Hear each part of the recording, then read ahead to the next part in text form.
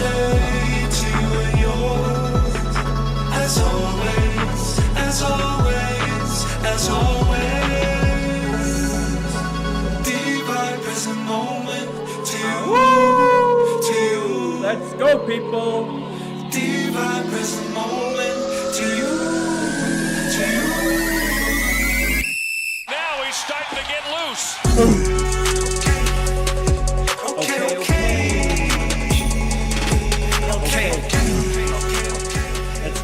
Let's fade it out. I just want to talk to the beautiful people out there. I just want to get into it. Nama fucking stay. Connor Shersey. What's good, brother? What is good, everybody? Welcome in. We are back for the last stream of the week. I know the vibes are going to be buzzing on this one. I know we got a lot of good stuff to talk about today. I was messaging Johnny Crone in the DMs. We got some good stuff.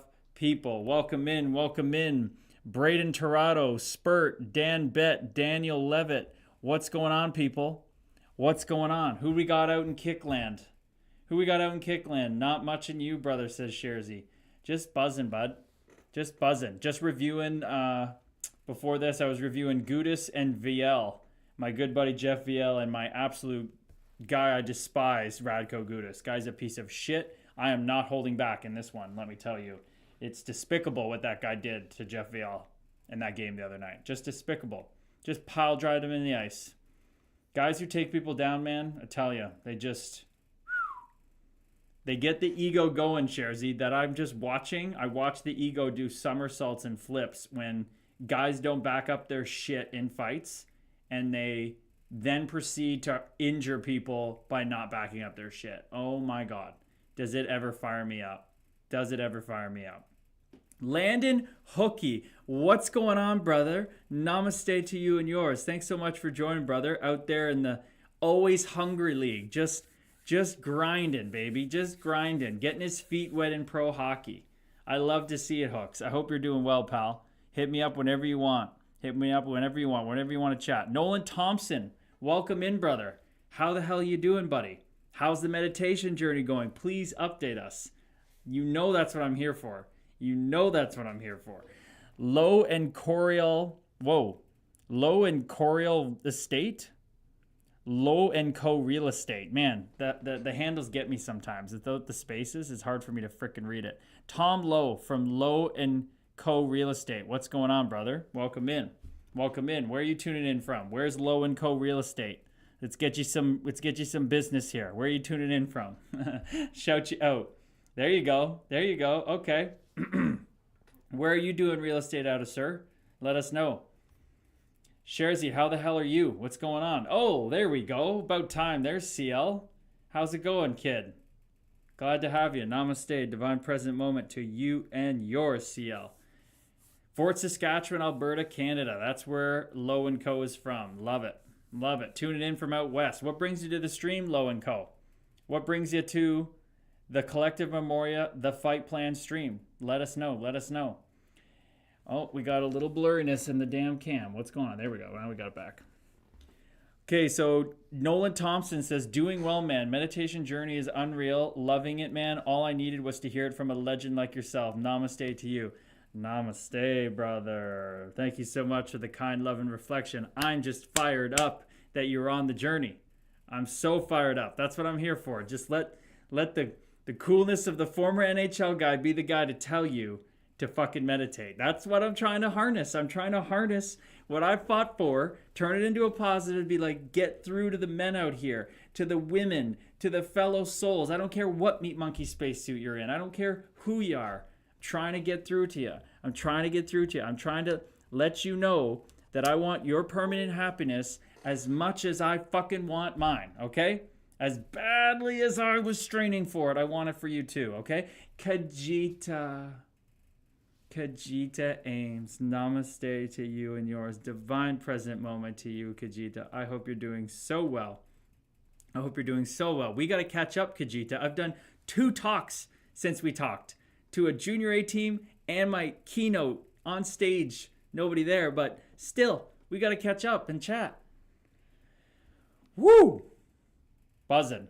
I love when Kajita joins. I love when my soul family joins. Oh, I love the heart. Thank you, Kajita. I love you too. I love you too. We got such a good community going here, Kajita. If you stick around, we got some interesting things going to be talked about tonight. Let me tell you.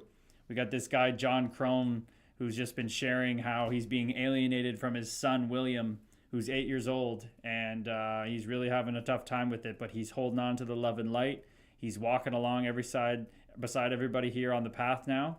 So waiting for Johnny Crone to come in so we can get into that, because he really wanted to talk about that tonight, how there's a whole subset of men who get alienated from their children by, unfortunately, wives and partners that are in their ego and aren't acting, or they're acting from what they think is best for their child when it's taken men out there. Like Johnny Crone sent me something today, and I put it on my story about fathers taking their lives because their kids were everything to them, and it's real sad. So we're going to get into that when Johnny gets on here.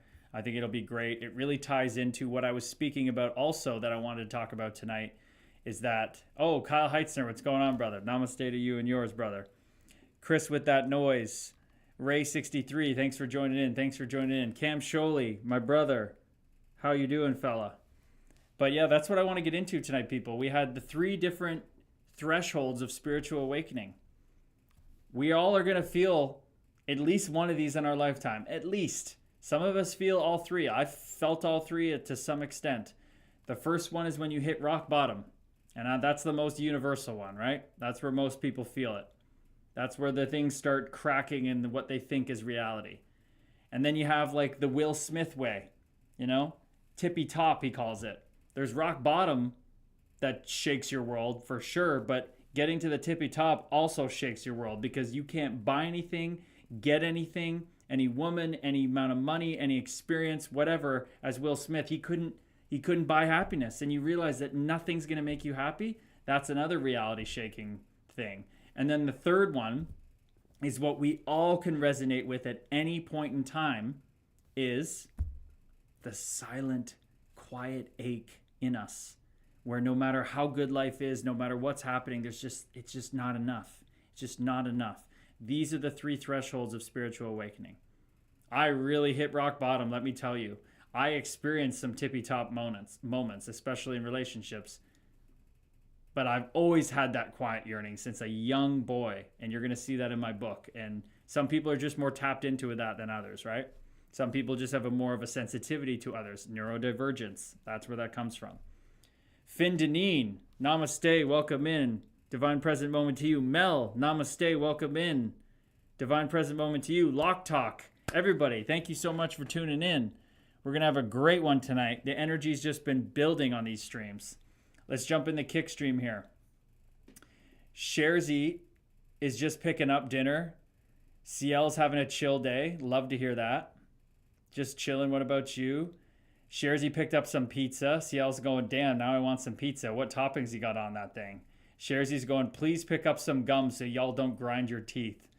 And Sharzy had just basic sausage and pepperoni pizza. So, KC, the reason Sharzy's saying for me and my brother Cam to get some gum is because we're going to do MDMA on Saturday, KC. The first time I've ever done that. And we're going to sit with that in sacred reverence, and we're going to let it open up our hearts even more. I mean, mine's definitely flooded with love and light, but I'm open to any experience, whatever's coming my way, and this has come my way. So we're going to sit with that with Cam. He's been doing his prep work for it, journaling. I'm going to get mine in as well, saying our intentions to just not have an hallucinatory experience, nothing about meaning of life, more so diving in and opening up our hearts. You have to call me. Oh, KC, if I call you and I'm on that, oh boy, I don't know if the phone will be able to handle that much love pouring out of me then. My goodness. That's going to be wild. That would be wild. I don't know if that might be too much. That might be too much. Cam Sholey's working on a TED Talk, everybody. Wow, Cam. Cam, I didn't know you were working on a TED Talk. I'm pretty much, yeah, we're both doing the same things. That's why we're resonating so much. So maybe this experience is going to be a big insight into you getting this TED Talk going. You got his journaling done in preparation. Let's go. This is awesome. KC says she can handle it. She can handle it. Okay, well, I don't know. We'll have to tap into if we want to call. Usually I don't do calls when I'm on drugs like that. So I know you definitely didn't call me doing your 5-MeO DMT. That's for damn sure. So we'll have to see. We'll have to feel into it. I'm not saying no. I'm not saying yes right now. I don't know. We'll see what the vibe is with Cam. Might be holding space for Cam. We'll see. But either way, it's going to be beautiful. I know you've done that before, KC. So I've never done it. So it's going to be interesting. Okay, who do we got coming in here? Jay Lyons. What's going on? Welcome back, Joey. I sent you a message and a WhatsApp message, brother. You didn't hit me back. But I'm glad to have you back here, pal. Glad to have you back. Who we got in here? We got KC. We got Kajita. We got Kyle Heitzey. Hopefully he's doing well with his new team in the SPHL. We got Mel. We got Tom Lowe still coming in with the real estate. Tom, what brings you to the stream, buddy? I asked you that before, but you didn't answer. What brings you to the stream out from Fort Saskatchewan, Alberta? Trina Ruffino, welcome in. Namaste. We need that feminine energy. We need that yin energy. Thanks for joining. Thank you so much for joining. But yeah, KC, did you have any experience with that when you did M? Did you want to like chew a lot, or did you grind your teeth? Sherzy's saying that's a big thing for him, so he's just letting us know. He's trying to prepare us as much as possible. Joey, I got the message. Thanks so much. You're the best. No, you're the best, man. I was just busting your balls yesterday when you came on. I just needed to see your face. It's hard to remember all the names from. I played in so many different places. I was a suitcase, but once I saw your face, I instantly remembered who you were. Heitzey, I'm with my brother CJ on my new team. He's 7 years sober, Curtis. We're on the bus to Macomb, Georgia. Namaste, brother. Namaste, and shout out to your brother CJ. 7 years sober. We'll get the logo going for that. Absolutely. Let's go. We love to hear that. We love to hear that. Congratulations, man. Namaste. Hope the bus ride to Macomb, Georgia is good, boys. I hope you guys get a good sleep if you're going overnight. I know that's what you animals do down there in the jungle of the jungle. My goodness. Tom Lowe says, followed you. Saw this live come up. Never been here before, but maybe there's a reason I'm here. Brother, that's what I'm talking about. That's what I'm talking about. There's never been a coincidence, brother. It's illogical to think, people, that there's ever been a coincidence in this universe. Does anybody else realize that? Everything's governed by law. Everything happens because everything else before it happened exactly the way it happened. There is absolutely a reason you are here, Tom Lowe. We'd love to hear what's going on in your life. Share us with your wins, with your darkness, your challenges, your struggles, your successes. We'd love to hear, man. And more the share, the better. The more you share, the better. KC said, if there's a speedy stuff in it, it can make you grindy. Pure stuff won't do that. Okay, well, that's great insight there, KC, because we got that pure stuff. I got the good links on that. So it's definitely pure crystal powder. So we're going to be good there. We are going to be good there. KC knows her stuff. Sherzy's dialing us in. Kajita's dialing us in. CL says, forget the hockey smile. It's the MDMA smile. There we go. Scholzy. I was at an SPHL game last year. Oh, which game did you go to there, Scholzy? Sherzy now. Never played ice hockey until 18 when I bought my own gear, and it was a one and done. My teeth have always been fucked. Drugs just helped. Wow. Jeez, man. You were gritting your teeth on the ice too then. Sherzy's always bringing the interesting comments. My goodness. What do we got here? Mel. Welcome in to everybody, Mel. Mel's been a great friend that I've met through a physiotherapist I worked with when I was in London, and he hooked me up with her, and we've become really good friends. She says, I've always been scared to try that MDMA stuff, but I hear some people have really eye-opening experiences. Yes, we're not using it as a rave thing or anything. We're really sitting with it. Not to say it's wrong to be used that way, but we're really sitting with it to see what it does to open up our hearts and bring empathy to our younger selves. I'm really just doing it because I feel really open, and Cam's an intro to psychedelics because Cam is allergic to mushrooms. So that's where we usually start, but he's allergic to those. So we figured we'd do the M before we level up to LSD. So we're trying to do it smartly. That's what Sherzy advised us on if we didn't have somebody sitting with us. Andrew Cleary Training, what's going on? Pabst Blue Ribbon, that's a name. Glad you're prepping and not doing it alone. Thank you, Mel. Thank you very much, Mel. Heitzy, have you talked at all with Dan Carcillo about his mushroom retreats? I have not, Heitzy. I have talked to Riley Cote, though, about his in Jamaica, the weight clinics. I have talked to him, but I've never connected with Carcillo, Carbomb. What's up, Brandon? What's going on, brother? Fitter, Mulsey, how the hell are you? We got Kajita, we got Heitzy, we got Mel, we got Mulsey, we got Tom Lowe still kicking. He's not here for any coincidence, people. And we got Fioro, wow, why can't I say your name? Fiore Mercury. What a dope name. Name caught me off guard. What a dope name. Tom Lowe says, have a fairly successful career, great wife, and 2 amazing boys, 7 and 5 years old, but just don't feel truly happy or satisfied. Holy shit, people. Here we go. Amen, brother. Oh, amen. Thank you so much for sharing that, brother. Thank you so much for sharing that. That's such a beautiful share. We really appreciate that. I appreciate that so much. You hear that, people? We have a fairly successful real estate agent in Fort Saskatchewan, Alberta. Great wife, 2 amazing boys, 7 and 5 years old, but just don't feel truly happy or satisfied. Yeah, you think you're here for a reason, kid? You think you're here for a reason, Tom Lowe? You're damn straight you are, brother, to share that. And isn't it funny that tonight I wanted to talk about the 3 thresholds of spiritual awakening, which inspired me from that post I saw, okay? The first one, rock bottom. That's what I hit, okay?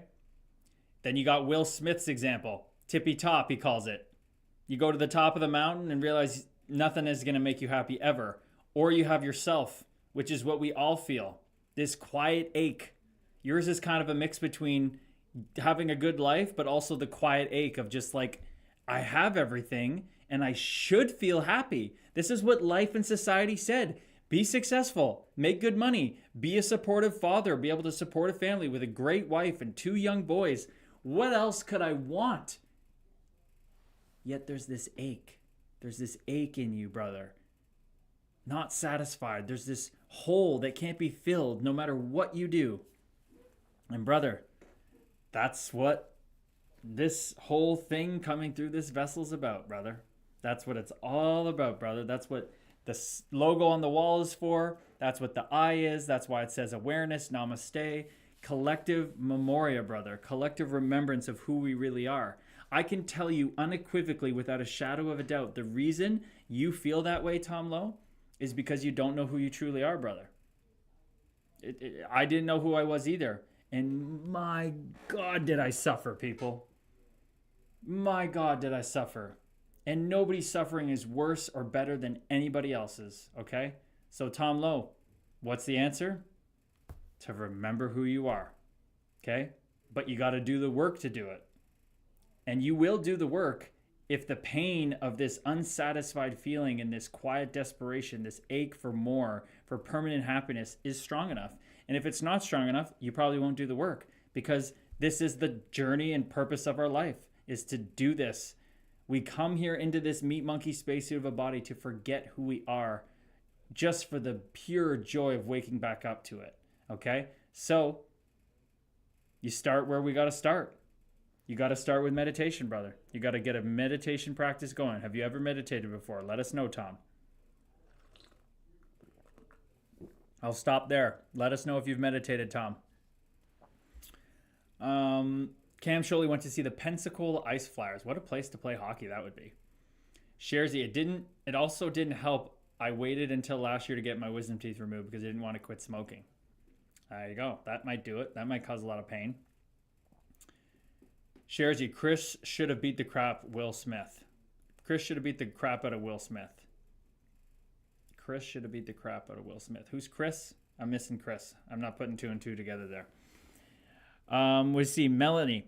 Really glad Dr. Mike hooked us up. Your incredible energy was something your incredible energy was something I really needed at the time. Think we needed each other is why the universe has kept us close. So beautiful. So beautiful, Mel. Thank you so much for sharing that for everybody. Absolutely. Your energy is amazing too. Mel is tough as nails, people. She eats nails for freaking breakfast. For breakfast. Tom Lowe chiming in. I use the Calm app. Half an hour calm talk and then put my phone away right before bed. Okay. Love that. You're doing something, Tom. You're doing something. But you want results, you got to do the real work. Like, how did you build your real estate business? You said, I got to get A to B to C. I got to do this. I got to do this. This is what's going to make me successful. It's the same thing as the spiritual path. As a real estate agent, you identify the problem. We need clients. We need business to make money. You do it, you do it, you do it, and you've done it. You're successful at it. You know, you make a plan, you execute. It's the same thing for the spiritual path. It's no different. So you need to go to, if you were building your real estate business, you wouldn't go to an elementary school and learn from the kids there. You wouldn't say, grade 7 social studies teacher, can you teach me about meditation? No. Or teach me about real estate sales? No. You're going to go to where you did to get the best advice, the best things to learn. That's the same with meditation. You just got to go to the root, brother. And the root is sitting in silence and watching your breath. Everybody wants to do the guided meditations, and that's fine if that's where you're at. Where I was at, I was in so much pain, I went right to the thing that promised the most quickest return, the best results, the shortest path, the most effective path. And that's silent meditation, brother. Everybody can come to it in their different ways, but there's no substitute to that silence. The last place I wanted to go, fought 137 times bare knuckle on the ice. Look at me, tough guy, fight everything. I was scared to sit in my room in silence, people, and meditate. So, Tom Lowe, if you go to my Instagram and you see in the highlights, there's little circles. You go to the one that says labeled discipline. You'll see 2 photos of meditation outlines of how to get started. It's on you after that, brother. It's all there for you. You wake up 5 minutes earlier. You go to the bathroom. You get some cold water on your face. Wake up. You sit or lay down anywhere you feel comfortable. I highly recommend sitting on the edge of your bed. That's what I did. So you don't fall back asleep. You take 3 breaths like it says in the document. You flush those out. You set your time for 1 minute and you watch that breath. And when that mind wanders, you bring it back over and over again. Just like going to the gym. The rep is the return. Just like every time you make a cold call for real estate, every time you follow up on a lead, every time you do anything for your business, you put in the reps, right? It's the same thing, brother.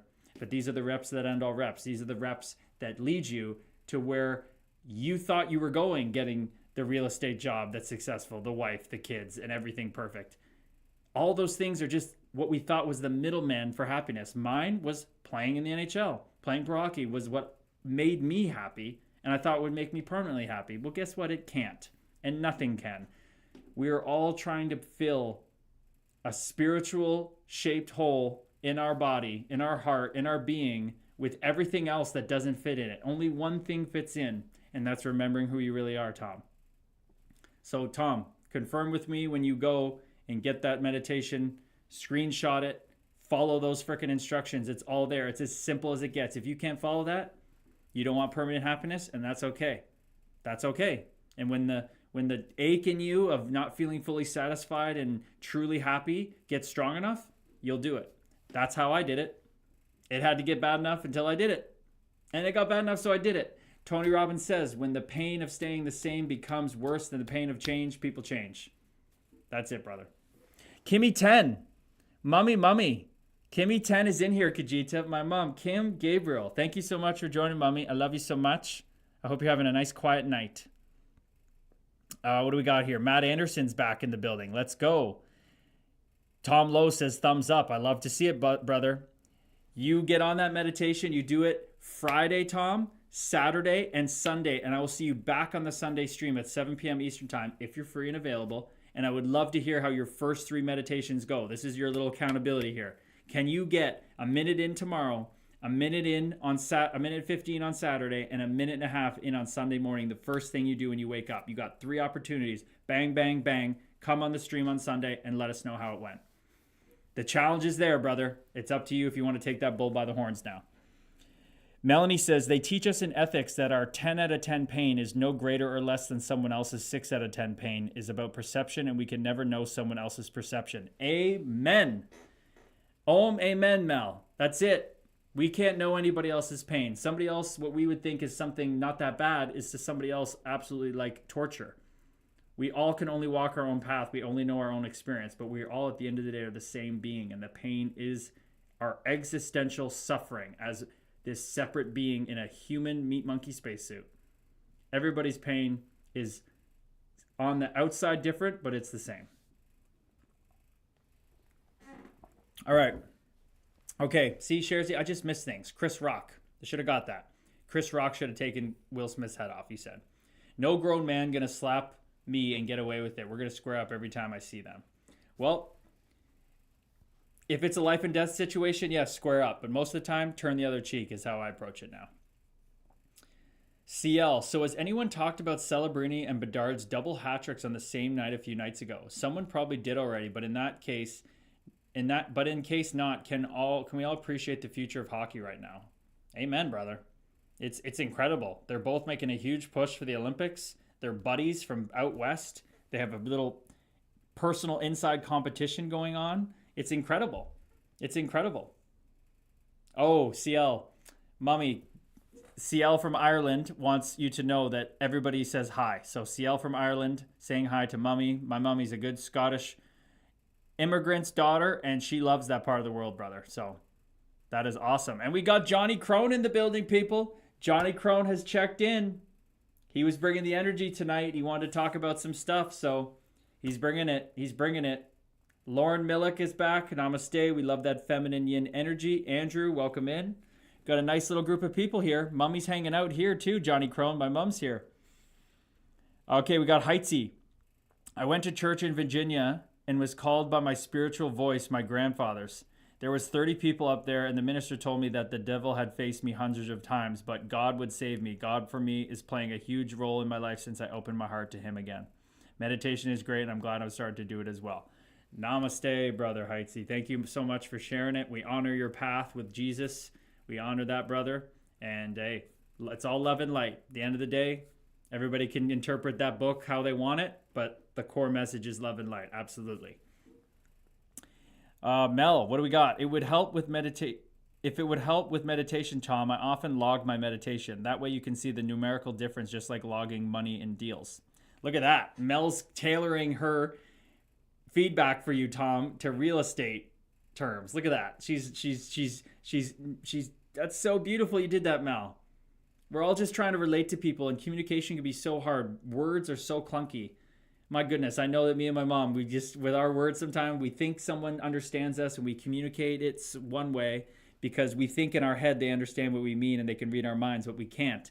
Communication takes effort. It takes nuance. So Mel, tailoring that feedback for Tom in real estate terms, that's beautiful. You did that. That shows a lot of compassion there. I love that from you. Johnny Crone says, we're all the same. Amen. KC says, what was the highlight of your day today? The highlight of my day today.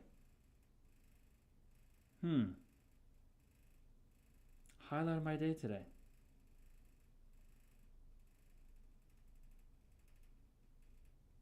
Gotta remember everything that happened today. I just live in the present moment. I gotta...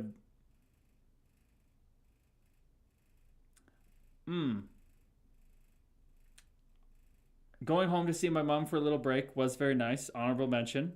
Pipey barking her head off. Checking in with mommy's always nice. But I did really lean into watching a bunch of TED Talks today. A lot of different people, how they speak differently on spiritual topics as well. Funny how Cam says he's working on that. So I found that very interesting to dive into today. That was very nice. There's just so many good things happening. It's hard to pick, Ajita. John Crone was sending me beautiful messages today too that we were going to talk about tonight. So it's hard to pick. Every moment's just so divinely beautiful, so full of love and light. My goodness. Tough question. I love every freaking moment right now. There's who asked me? Was that today? Somebody asked me that? Oh yeah, I did a speaking call with Zolti today, Casey. This great spiritual master, Meher Baba, said, you're starting the great way when you're no longer upset by anything. You're halfway there when you have no longer any desire. And then after that, the rest is grace, and you can't put it into language. So I got asked where I was on that today, And having that spiritual discussion with Zolte was also very powerful. And I feel like I'm between. I can't remember the last time I was upset, truly. So I feel like I've definitely gotten on the path at least. And I'm somewhere between not getting upset anymore and not having any desire at all. I'm oscillating between that, and that was a beautiful realization. I'm getting kind of the spiritual chills come through right now. So that was very nice. That moment was pretty special with him. Okay. We got a lot of messages coming in. I freaking love it. Johnny Crone saying both Celebrini and Bedard are amazing. Yes, they are. Hi, Mom. Johnny Crone says, hi, Mom. Mommy says, hi, Irish friends to CL. Just the one friend, Mom. The one Irish friend, but that's all good. Hi, John. Love it. Stenhouse Trevor, welcome in. Kimmy, I was just going to suggest it was having tea with Mom. Haha, we do think the same sometimes. Me and my mom are always on the same wavelength, people. We definitely have different lived experiences, but me and my mommy just finish our sentences all the time. Like when we hang out, it's like 10 times each time we hang out. It's like she says something, I say, I was literally just about to say that. And then I say something, she's like, I was literally just about to say that. And we just go back and forth. It's hilarious. John Crone, thank you so much, brother. Well, no wonder I'm so freaking... My mom's amazing. That's why. That's why. CL says, how do you think they're both going to be... Do you think they're both going to be on the Olympic team, Bedard and Celebrini? I think Celebrini will for sure. I'm not as sure about Bedard. Shearsy said, I get it, but on the streets, if you let that shit slide, everyone's going to punk you. I get it. I know. CL, love that Celebrini and Bedard are friends behind the scenes. Hope the competition lights a fire for them but doesn't burn them out. Couldn't imagine the pressure being the new franchise players. These guys have been just doing it their whole lives though, right? Those guys have just been so dialed in their whole lives. They get it. They get it. The next great NHL rivalry behind Ovi and Sid. Ovi and Sid, though, the Russian, the Canadian, that's always going to be in its own class. These guys are just two brothers, and they don't hate each other. They love each other, you know? Sharzy, does Sid get traded? Why would Sid get traded? Aren't Penguins crushing it? They maybe regressed a little bit from the last time I checked, but why would he be getting traded, Sharzy? Where's that coming from? Grape flavored everything. That's a handle. Grape flavored everything. Wow, interesting. Kajita's really chiming in on Thursday night, Kajita. Thank you so much for hanging out. How was your day, Kajita? What was the highlight of your day? I want to know about you now. Mel, how about you? What was the highlight of your day? Mummy, was tea with me the highlight of yours or was something else? Lauren, Tom, anybody else want to chime in on that? And then we're going to get to the spiritual talk again because I want to dive into that and we want to get into what Johnny wanted to talk about today. Sharzy said his agent said it's a possibility. Wow, okay. I mean, it would fit Sid's mold of just wanting to win, right? So I know a lot of people talk about him going to Colorado. But Montreal, the way Montreal's playing, wouldn't that be pretty special? His hometown favorite team? Yeah, see, Sharzy's tapping into Colorado. I think it would be Colorado or Montreal at this point, unless he just literally tries to pick the guaranteed best team to try to win. KC said, I did a webinar. A couple hundred people joined. Damn. What was that for, KC? Was that with like Intuit QuickBooks or one of your... accounting partners, or who was that? Who was this webinar with that a couple hundred people joined? Give us the background of that. That's wild. I saw you post in the Ultra Speaking group that you did something to help kind of ground you before. How did it go? How did it go? But then we're going to get into, maybe at the 45-minute mark, Johnny Crone, we'll get into what you want to talk about 10 minutes from now. But damn, a couple hundred people on a webinar sounds awesome. I guess it's pretty nice, though, when you're used to talking on Zoom and stuff, so it's probably a little more comfortable. But you're already a rock star. You killed a freaking conference already. Mel, honestly wasn't having a great day, but as soon as I accepted that, laid down and watched a fave movie, pretty fun. That's awesome, Mel. You know what pushes your buttons when you're not feeling the greatest, to lay down and accept it and just put on something that raises your vibration. What was the movie? What was the movie that got you back? Me and my mom are going to watch Zootopia on Friday night. Tomorrow night.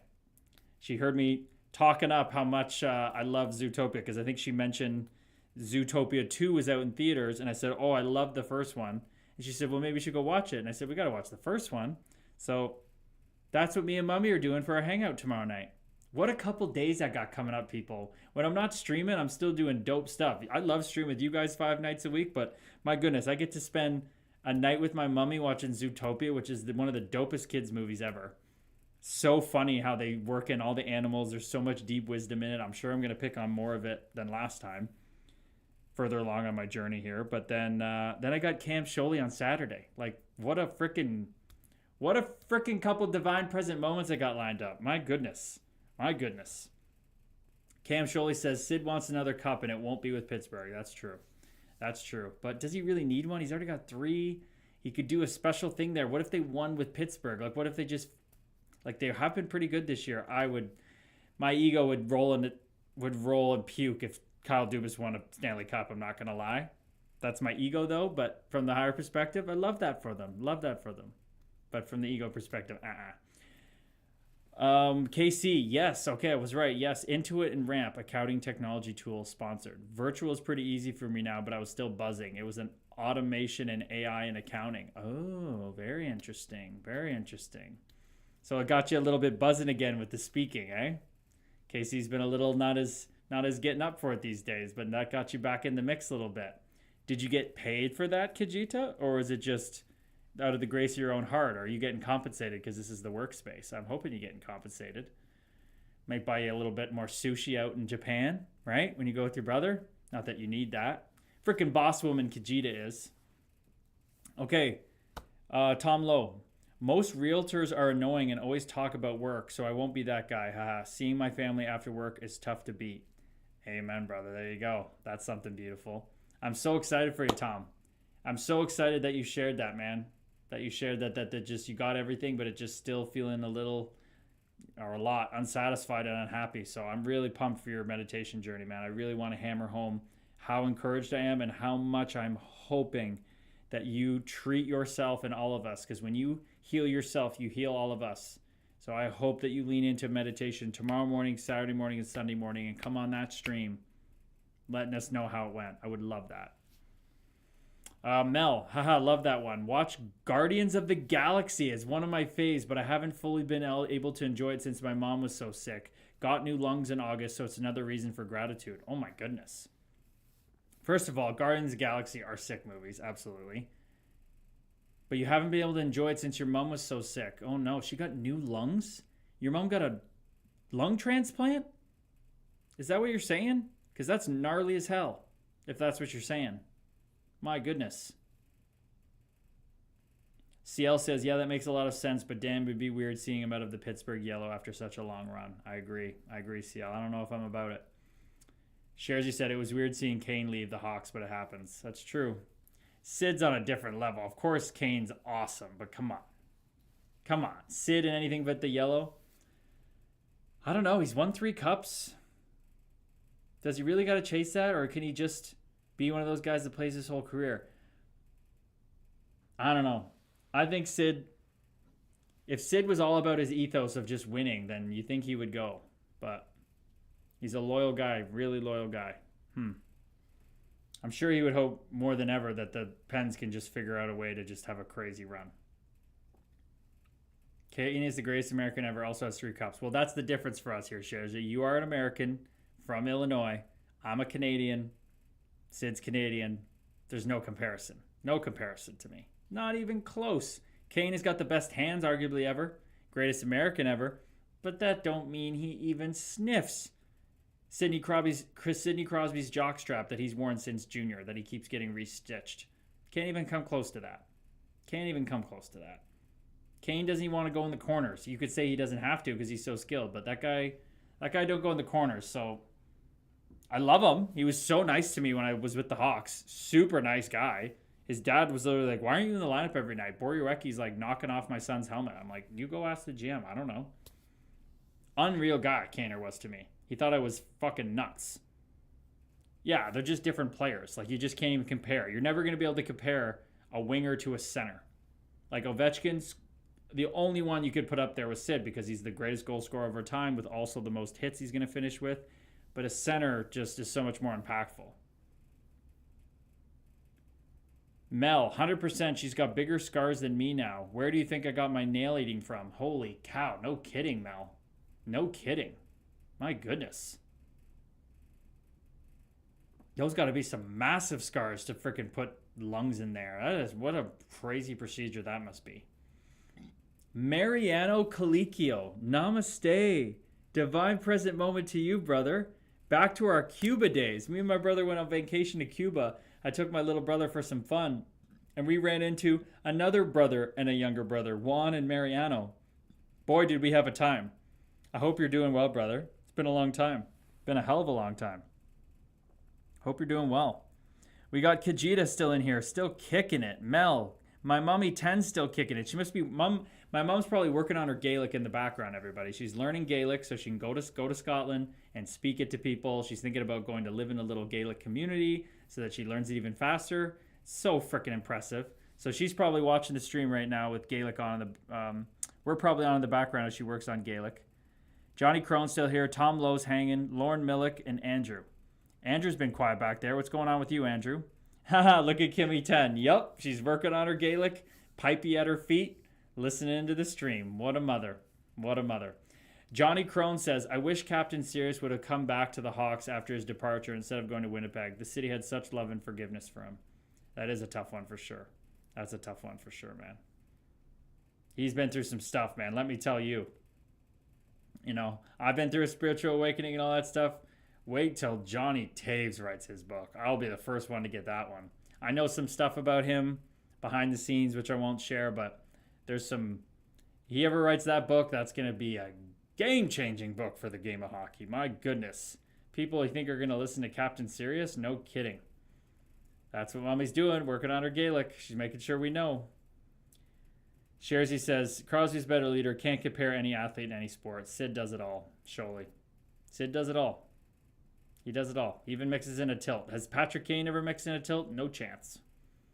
CL says, it's the Irish Gaelic, not the Scots. But tell her I say dia doot so I can hear you pronounce it wrong. There you go. You probably got it. Mom, did you hear that? CL, speaking Irish Gaelic, says to say dia doot.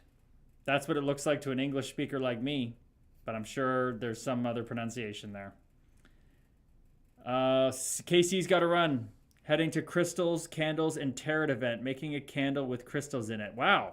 Look at you, KC. That'll be a lot of fun. Who are you going with? Some girlfriends or something? I hope that's awesome. I hope to hear about that sometime. That sounds very interesting. Thank you so much for joining, Kajita. I miss you. I love you. Thank you so much. Tom Lowe goes, what's your take on the Oilers? The Oilers will never win with Leon Draisaitl on the team. No team will ever win with Leon Draisaitl on the team. That's it. He's just that shitty of a guy from what I understand. As an ego, not as a soul. As an ego. Heard he's in his ego. Let's just say that. John Crow says, me too. Tough shit he went through. Oh yeah, he did. Oh yeah, he went through. I would love to know. Johnny, we'll have to take that talk offline to see what you know about Johnny Taves. Lauren Millick says, Zegras is making a difference on Philly. Love seeing him back on the same team as Drysdale. Lauren Millick, I love that he's making a difference, but that's a guy I would never take on my team. I would never touch Trevor Zegras for my hockey team with a 100-foot pole. That's just how I see the game. But I'm so glad he's making an impact there with Tocchet. It's awesome. Nice to see him and his buddies playing together. CL says, brilliant, thank you. It's more like Dia Gwitch. Yeah, see, that's how the hell does D-U-I-T become Gwitch, man? Language is insane. It's insane. Do you know a lot of Irish Gaelic, CL? Sounds like you're dialed into a little bit of it. P on Leon. Yeah, Leon is an interesting character, let me tell you. Herda Nick. What's going on, Herda Nick? Welcome in. We got Mel, we got Kimmy Gabriel, we got Johnny Crone, we got Tom Lowe, we got Lauren Millick, and we got Hannah. That's who Herda Nick is. What's going on, Hannah? Namaste to you and yours, fellow soul. Thank you for joining. Divine Present Moment. And we got Andrew as well, who's staying quiet back there. I don't think he's made a comment yet. Andrew, what's going on? What's good? However, Johnny Crone, I think it's time we get into it a little bit, pal. So let me set it up, and then you can come in with some comments here. So I wanted to talk about tonight the 3 different thresholds of spiritual awakening. I know I've already gone over it, but we'll go over again just for everybody here. 3 different ways you come to spiritual awakening. I've hit all 3 in different percentages. Just like, oh, namaste, 10% life, welcome in. We're touching on the 3 thresholds of spiritual awakening. So first one is you hit rock bottom. That's the most classic. Everybody knows. You hit rock bottom, life falls apart. You're still here though and alive. So what is life? Okay. Then you got tippy top, climbing the mountaintop all the way like Will Smith did, where he felt like now he can't buy anything, do anything that'll ever bring him happiness. It's an inside job. You can't just get to the top and think you're going to be happy. And then you got the third one, which is what Tom Lowe expressed tonight, where things just should be better than they are. There's this ache in your soul. There's this ache in your being that I'm just not fully satisfied. Like, where's that just like, oh, that pure happiness, that permanent happiness? So those are the three thresholds, okay?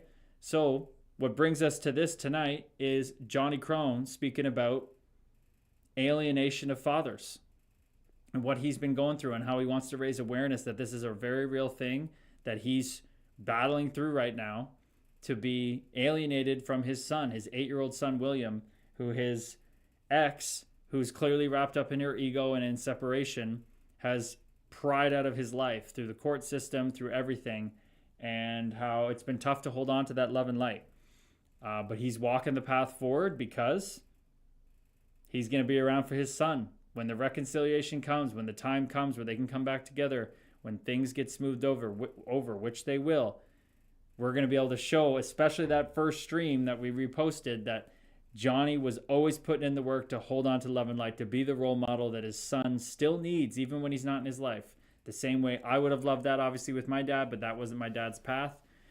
But he's sticking around for it. So, Johnny, feel free to type in here a little bit, buddy, and speak about this alienation and how a lot of people don't really realize that this is a thing. And you shared today that a story or a video of a guy who was talking about another person had taken their life because of fatherhood alienation from their children. And it's really, really brutal. Man, I couldn't imagine. Bah!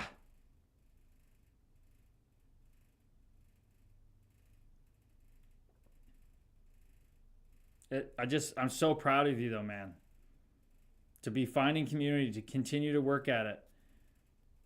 You don't have to walk alone anymore, brother, and you can get back into, maybe, like, you know, your ex got you off the weed, which is something that you found was very medicinal to help you. You've gotten away from playing the guitar, which you're going back to. I love that you're working on yourself. You meditate, you're harnessing your neurodivergency. Like, it's incredible, man. It's incredible. Let's see some of the comments here people are making. CL. We had to learn in primary school, and I was higher level in secondary, but no, my Irish is still pretty shit, not going to lie. But about John, yes, John, it must be a crazy hard journey, but no, it's going to work out for you. Amen. Amen. Tom Lowe, appreciate you having me. I have to pick up my boy from ball hockey, but I don't think this was a coincidence. Hopefully I'll be back, but I'll look into the meditation. There is no such thing as coincidence, brother. You're feeling that ache, that longing for permanent happiness, okay? Get those things super easy. Screenshot the discipline highlight in my Instagram profile. Do that. Wake up 5 minutes early. Get the first one in. It's super easy, brother. You built a real estate business. You can do this easy. Curtis, I'm in. Back again. What's going on, Joey? Have a great night and a great weekend. Tom Lowe, I hope to see you Sunday at 7 p.m. No pressure, but I hope you step up for yourself, brother. I really do. I want to hear about those first 3 meditations on Sunday. What a guy, people. Tom Lowe coming in. No coincidences. You put out the vibration. You put out the vibration that you just want people to be permanently happy. You want it for them just as bad as you wanted it for yourself. And Tom shows up. Follows me from hockey. Doesn't know why. Joins tonight. No coincidence, people. You're on the path to seeing that this never could have been a coincidence, Tom. It couldn't possibly. Johnny, what are you thinking, though? Johnny Crone, what are you thinking over there? CL's asking, can I ask what hockey players, if any, have inspired you most with their journey? Soul-wise, not game-wise. I mean, probably Johnny Taves, to be honest, just because I know he's gone the really spiritual way. But Luch is up there. Luch is making a comeback, right? Luch is making an incredible comeback. And you love to see it. You love to see a guy who went through some shit. His dad took his own life. He fell out of favor in the hockey world, but he's climbing his way back now. Him and his wife are on the same page. They've done the healing together. I think he's Serbian Christian Orthodox, and they're putting in the work. So CL, his is really inspiring to me because it's a guy that I fought. It's a guy that I looked up to. Wish I could have been like. So that's really a big one for me. Cam Sholey says, cheering and supporting for you, Johnny. What do you think, people? Should we let Johnny Crone in? Should we let Johnny Crone in to come speak on this thing again? Every time it's high vibration. It's a guy sharing his darkness and sharing how he's leaning on the love and light. So, absolutely. I think we got to. Absolutely. Okay, here we go. Jake Mortley, welcome in. MK Hill, welcome in. Let's just do a shout out to everybody before we let Johnny in here. Mel, Johnny Crone, Lauren Millick, Hannah, thank you for being here. Andrew and Jake Mortley. Here we go. Johnny Crone, coming in hot. Coming in hot, people. Make sure, let me know if you can hear him all right, CL and everybody on the kick stream. 7 people on the kick stream. Love to see it. How many people we got on how many people we got on X here? 14. Not a lot on X here. What's going on, Johnny Crone? Namaste, brother. How the hell are you? Namaste. Hello, fellow souls. Love you all. And hello, Miss Gabriel. Mummy's in the mix, baby. Mummy's in the mix. But man, oh man, thanks for having me again. Way too much to text. I'm gonna just share a little bit of story of my life. I'm gonna really kick it out here. Through highs and ups and downs. So pretty much had a great childhood, but grew up with 2 parents that, both had their individual illnesses. My mom died of cancer when I was 18. So I think that's really like the first time I sort of hit rock bottom. Had to go through some life-changing scenarios through that. And literally 2 years after her passing away, those are 2 years that I don't even really recall. I fell into using drugs and probably hanging out with the wrong kind of crew. But that was my way of numbing myself and trying to get over my mother passing away. She's really special to me. But had a great childhood, my parents raised me right, raised me with good morals and values, and that was a really tough situation to lose her at such a young age. I stayed involved with sports up and through after high school, and then that didn't really work out. But then I found a love of mine. Also sports were a love of mine, but I followed a career in music after high school, and I was talking to Curtis earlier, just, directly, and I really made a substantial leap with music. I took music to like a new level. I started out like in the small times, started out playing with friends, and these friends that I made, that we started creating music together. We started out very small, playing very small like venues, very small pubs, basements, all sorts of stuff like that. And then we worked our way up to making street cred in Chicago, to where we started actually playing way bigger shows and started touring with bands that we grew up listening to. And we actually toured through the States, Canada, and Europe. And so we sort of made it to like the big level. So this was a very high point for me after a very low point for me. So I compare it, and I was talking to Curtis, like, hey, I compared it to like always playing in the Always Hungry League to sort of playing it in the Never Hungry League. And it was awesome. We made such headway getting a tour with like people that we grew up listening to, and touring different countries, and putting that work in over like 15 years of playing music and getting to that point. And it was sort of an up and down with that point where we were sort of making it to the big leagues, and we were like going back and forth between like the minors and the big leagues. But it was awesome. Made so many friends, met so many new faces, and I actually met my wife through that.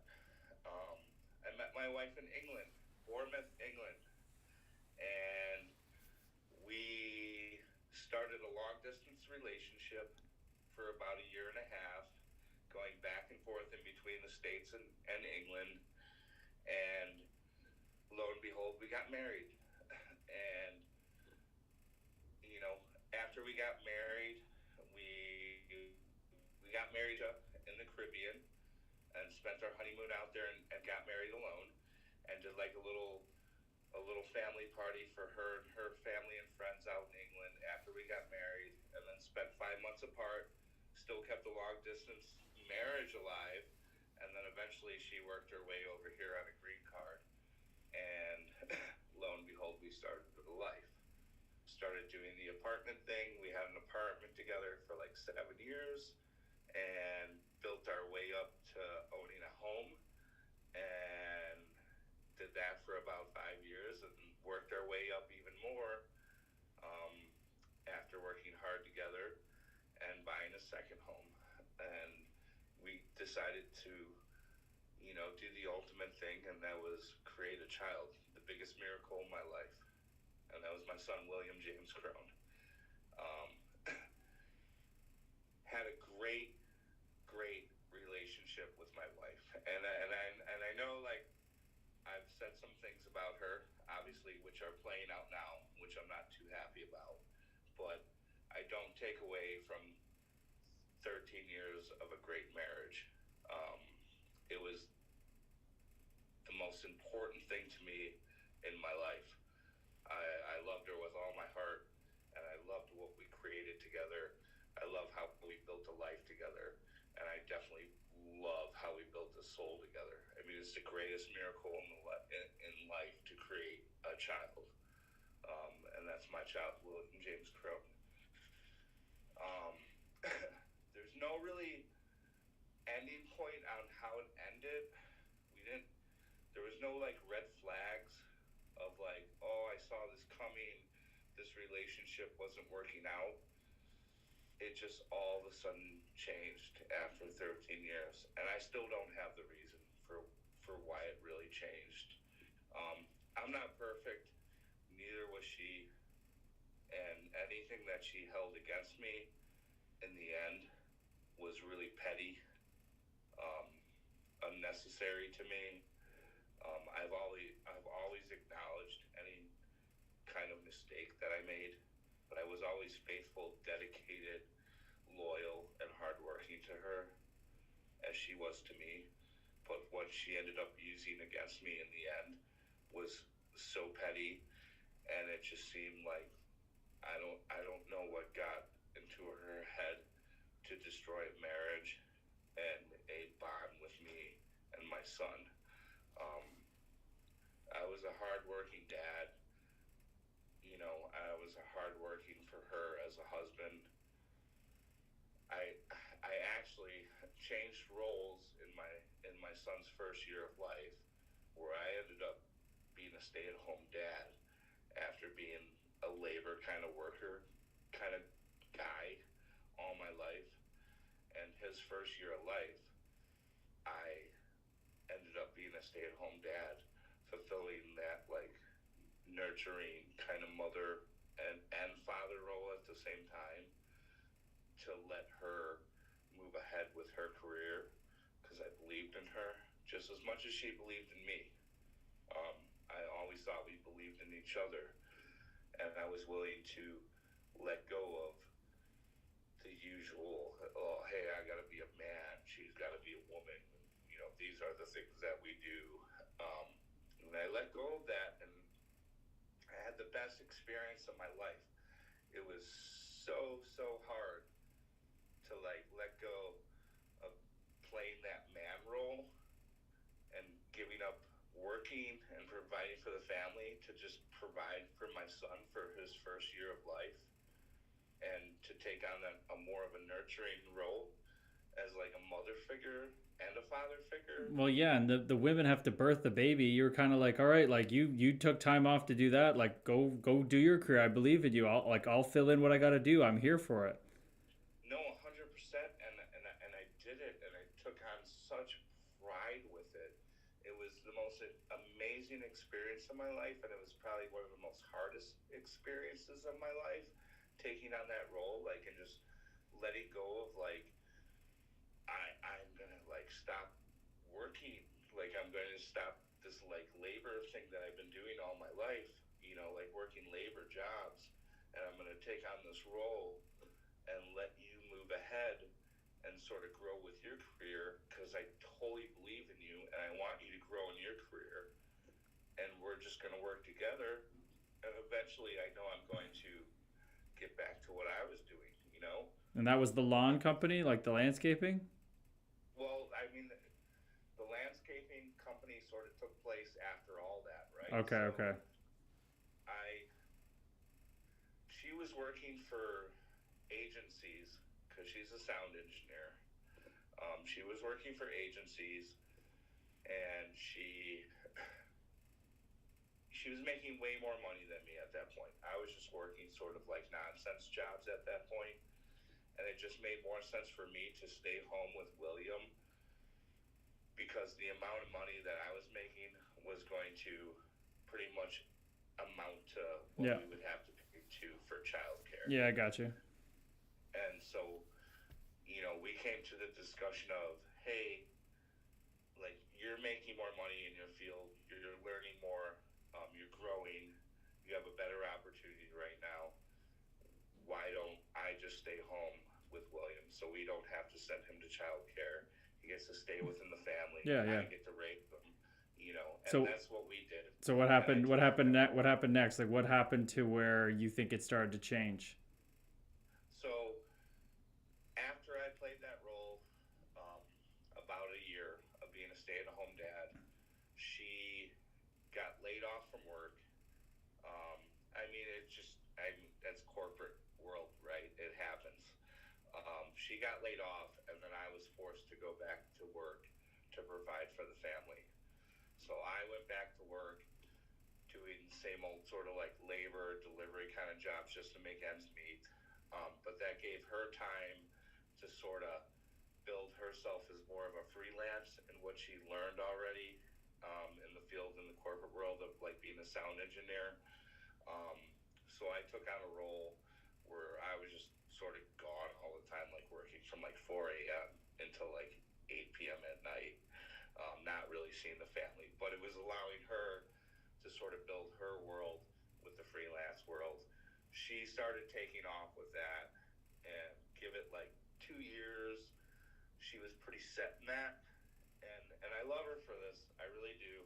Because at that point, she was like, God, I know how much you hate what you're doing right now. You're like not home. You're not getting time to spend with the family. You're not getting time to spend with me or William. I'm set with what I'm doing freelance-wise. Why don't you stop what you're doing and do what you want to pursue? Like you really have an interest in this like lawn care kind of thing. And it's just something that I started like at the first home that we bought. It was a totally crappy backyard and all this, and I just followed followed like YouTube University and sort of learned sort of like how to like revamp everything maintenance wise like at your home through like YouTube, and took a great interest in it and did it. And she's like, why don't you follow that? Like you're really, really good at that. And so she gave me the opportunity to quit a shitty job that I hated and take off with that. And that's what I did. So she gave me that opportunity to stop this job that I hated and start building a small amount of clients and, do something that I really loved. And that took off. And that took off for like 7, 8 years. I built it from nothing, built it from scratch, and had clients that didn't go away year after year. They loved my communication. They loved the work that I put into their properties, and they just loved everything that I sort of brought to the table with them. I really took pride in the work that I did for them, and we had a really great sort of like business, client and business relationship. Okay, well, I see where this is building, brother, because this is building to the point where, like, what the hell could have gone wrong? Because it seems like you're supporting each other back and forth. You're making sacrifices. you made room for her through your sacrifice, then she allowed you to go do your thing. Now everything's going on me. Like, where does this is building to this whole alienation thing? What the hell happened? And this is where I'm lost. I mean, this is truly where I'm lost. We got to that point where everything was like hunky-dory, and ended up buying a second home, that was supposed to be our forever home. And it just seems like when we bought that forever home, I don't know what changed. And this is what blows my mind. I don't completely understand what the hell went wrong. But then I look back on the red flags, and I see how she treated her family members, treated close neighbors, friends, and clients, and it would always be sort of like a silent kind of treatment kind of thing if things weren't working her way, or if she wasn't getting her way with all these people I talk about. I mean, and I just never thought I would be on the receiving end of this silent treatment, or just like the situation at all. I mean, I always stuck up for her, and I was always like ride or die for her. And even though times I would bring to her, being like, hey, like, you shouldn't treat your family members like this, your mom especially. You shouldn't treat like some of your siblings like how you're doing, like where you just go silent and you just sort of ghost them because something's not agreeing with you. And she would turn off, like just totally like be hating on neighbors and even friends of mine and friends of her own, and would just like turn off and like ghost them and stuff. And I was just like, I was never really behind that, and I always sort of like, I wouldn't drill her on it, but I would always bring it up like, hey, that's just not the way that we do things. You're supposed to be able to communicate. If you're pissed off at something, you need to communicate with somebody, or you need to like figure out and resolve this like situation with them. And then just all of a sudden, I turned out to be this bad guy. All of a sudden, I felt it slipping away, like over a year. I felt it slipping away. I felt her trying to take control over stuff that I was doing with my son on a regular basis. Teaching him hockey, teaching him baseball, teaching him just life aspects. All of a sudden, she started to like just take over that, and I started to feel like almost like everything became like a competition between what I was doing in life and getting like, gratitude from strangers or anybody in the world for what I was doing. All of a sudden it seemed like she was taking offense to me getting the gratitude and her not receiving the gratitude for whatever she was doing. Okay, so then how does this get to the point where you can't see your kid, man? Because you're not doing anything that warrants that. So all of a sudden, I started to try to pick up music again, right? Like I sort of gave it up for years after, because when I got married, I came out of a touring band, and I wasn't like, it just got to that point where we were touring all the time, and we weren't really making money to come home with, but we were like sort of in the big leagues. And it just got to a point to where I wanted to have something more than that. I wanted to have a family. I wanted to start a life. I found the girl of my dreams from England. We're going to move on, and we're going to do that, and I'm going to give this up. So I started picking up music into the second part where we bought like a second home. I started like hanging out with like some guy friends again, which I like throughout this whole 13 years, I was just like devoted to the family. I was just a family guy. So there was no hanging out with anybody anymore.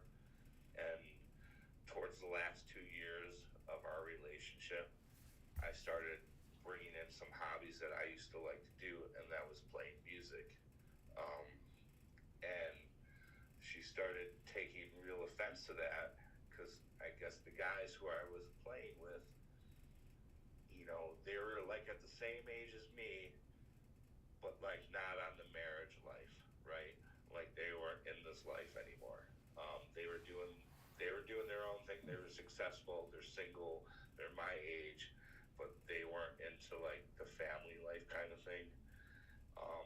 And I would spend one Thursday night, right?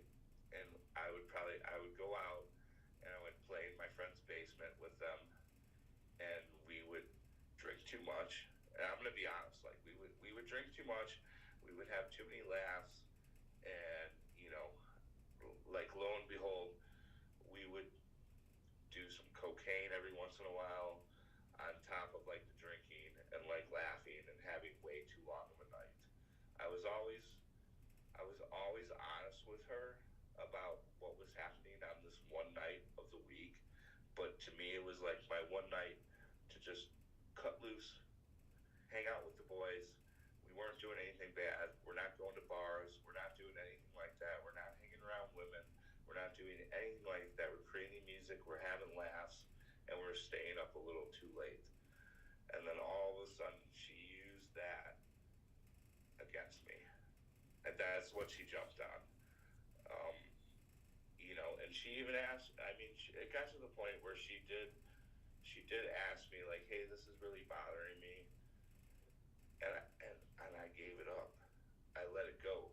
I said, "Hey, if this is really like this is really upsetting you, like this one night a week, even though I'm not fucking doing anything like crazy, like this isn't a basement, this isn't a controlled environment.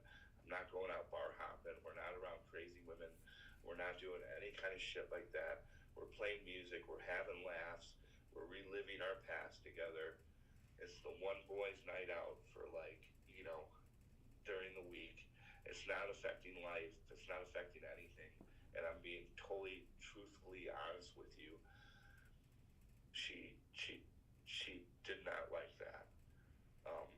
And she ended up using, when I've admitted that I used cocaine a couple of times. If I was like some kind of crazy cokehead or something, I would admit this to her. And it's just not the way that it like played out in my like life. Like I was a family dude. This just happened a couple of times, and the both times that it happened, I was completely honest with her. You know, like, hey, this is why this night ended up being a little too long. I mean, I let this girl track me on a phone for like 13 years because she had trust issues. Yeah, but then covert narcissism turned this around and she saw her opportunity and she jumped on it. She jumped on it. She totally jumped on it, and it almost seemed like she had it planned for like a year. Sounds like she did. When she did it, her ducks were lined up in a row, and I was in fucking shock. I had no idea. I begged and pleaded. You know, I acknowledge anything. I will change my behavior. I will do anything to keep this family alive. I will do anything to keep you as my soulmate. I will do anything to keep me as a father to my son, and I will do anything to be a fucking loyal husband to you as I've always have been. And that was it. There was no nothing to it. She ended up going on a trip to her family's house in England, which she didn't really, I mean, all our years, like, she revolted against her family and went on this trip, canceled my ticket to go with her. She went out there for 2 weeks with my son, and when she came back, I literally had the house immaculate for her. We were texting back and forth about how, you know, I missed her so much, and I'm willing to acknowledge anything that she wanted me to acknowledge, and I will change any kind of behavior to keep this life going. And when she came back from that trip, it was like, that was it. She was a different person. It was like somebody I've never met before in my entire life. And then I was served with divorce papers, and she started, like, literally, I mean, because we spent, like, you know, several weeks together after the divorce papers, but she'd be fucking taking my son, hiding hiding him like in a side room, locking the door on me, not letting me speak to my son in my own home, in our own home, and just like all of a sudden like playing this crazy like victim and trying to like bait me into like freaking out, and the whole time I didn't. And then, you know, with the divorce, when the divorce came around, and finally just being like, I'll never forget this. Like, this sucks. Like, before I signed the divorce papers, I'm at the home, and she literally spit in my face in front of my son, and was like, "Go on, you fucking hit me, like baiting me into like fucking doing something crazy, right? Spitting in my face, telling me to hit her, and then telling me it's my turn to have fun. It's my turn to have fun. If you love me, you let me go. It's my turn to have fun." And I was just like, what the fuck does that mean? Like, I don't want to let you go. Like, you're the love of my life. I'll do anything for you. I'll do anything for my son. I'll do anything for this family. Like, please stop this. And it was just like a barrage of like, hit me. You know you want to hit me. I would never hit you in my entire life. Like, I would never even think about that. And then, I mean, that was pretty much it. It just started getting to this point where I had to remove myself from the household because she just started getting so aggressive and trying to bait me into like doing something. I'm just like, I'm not doing this. But like, how did that get to the point of like then the courts believing her you're not doing anything? So pretty much with the courts and like I'll like the family court system sucks. It's like a kangaroo court system. It doesn't follow the same rules as like a normal court system that's based off of like facts, right? Evidence or any kind of thing like that. It's literally based off of money and fabrication and lies. Anybody could say anything. Anybody could fucking fabricate anything. And if you have enough money to monkey around with the family courts, you're the winner. Like that is it. And I'll be honest with you, and I don't mean to make it sound sexist or anything like this, but it's geared towards mothers. It really is. That's like what Sharzy just said in the kick stream. A mother can say anything. They can fabricate anything, and they can lie about anything. And it doesn't matter how much evidence you have or how much just anything, like any kind of feeling or any, like feelings don't matter in the family kangaroo court. It's about who's got the money, and most likely it's who's the female. And I hate to say that. I fucking hate to say it. No, you don't have to hate to say it if it's how you feel, brother. I mean, but it's the way it rolls, like in that court system. It's absolutely crazy. I mean, I took out a $10,000 loan at a last-ditch effort to try and save me and my son's relationship. You know, excuse me. No, let it out, like, brother. I tried everything, like not having the money, and I tried everything, like in a last-ditch effort, and it just didn't prevail. You like, did nothing wrong to deserve this, man. You couldn't have done anything fucking differently. Like it just did not prevail. It doesn't matter how much you love your son. It doesn't matter how much you provided for him. It doesn't matter what you did in life. It just doesn't matter. And unfortunately, you know, like I didn't split a house with her, right? Here's the crazy thing. She's like, if you don't fight me on the house and you don't try and take away the house and we don't split things 50-50, I'll let you see your son as much as you want, and you'll see him as much as any divorced dad would ever see their son. And I was naive. Like, I was naive. I was in love with her. After all the bullshit, I still love her. But, like, I was naive and I fell for it. And she used every single goddamn fake kind of bullshit thing against me. And I don't get to see my son, you know? And even, I mean, I've even had the judge before being like, she deserves his time with the son. But, like, nobody makes it happen. Like, nobody makes it happen. Like, they don't make it happen. So wait. She said you don't fight me on the stuff, and you didn't. And she said you're going to see him as much, and you're legally supposed to be allowed to see him? I'm legally supposed to be able to see my son. Why the and she doesn't let me see him. How? How can she do that legally? Legally, because I can't afford to go to court and keep fighting her. Holy fuck, man! I thought this was gonna be something she got to convince them you were on coke all the time or something. But you're legally supposed to be able to see him. I'm legally supposed to be able to see my son. What the fuck, man? It's fucked up, dude. Like, it's not even funny.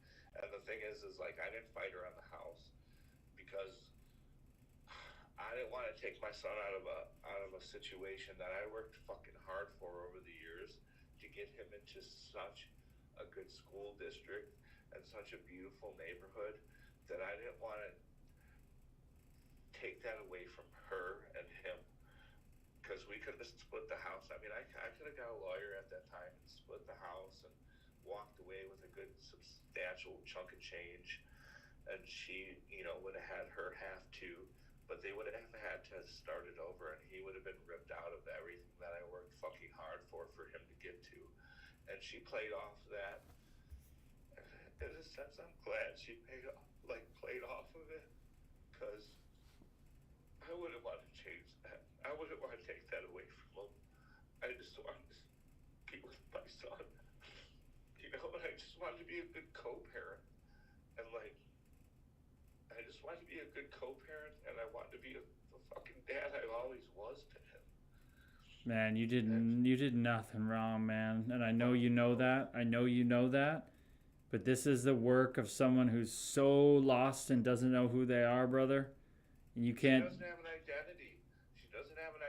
And this is like, these are all like red flags. Like, when I fucking first met her, she mirrored me. She loved everything that I loved. She was into everything that I fucking did. And she supported me like a champion. She fucking loved everything that I did. Like, she just mirrored me. She didn't have an identity at the time.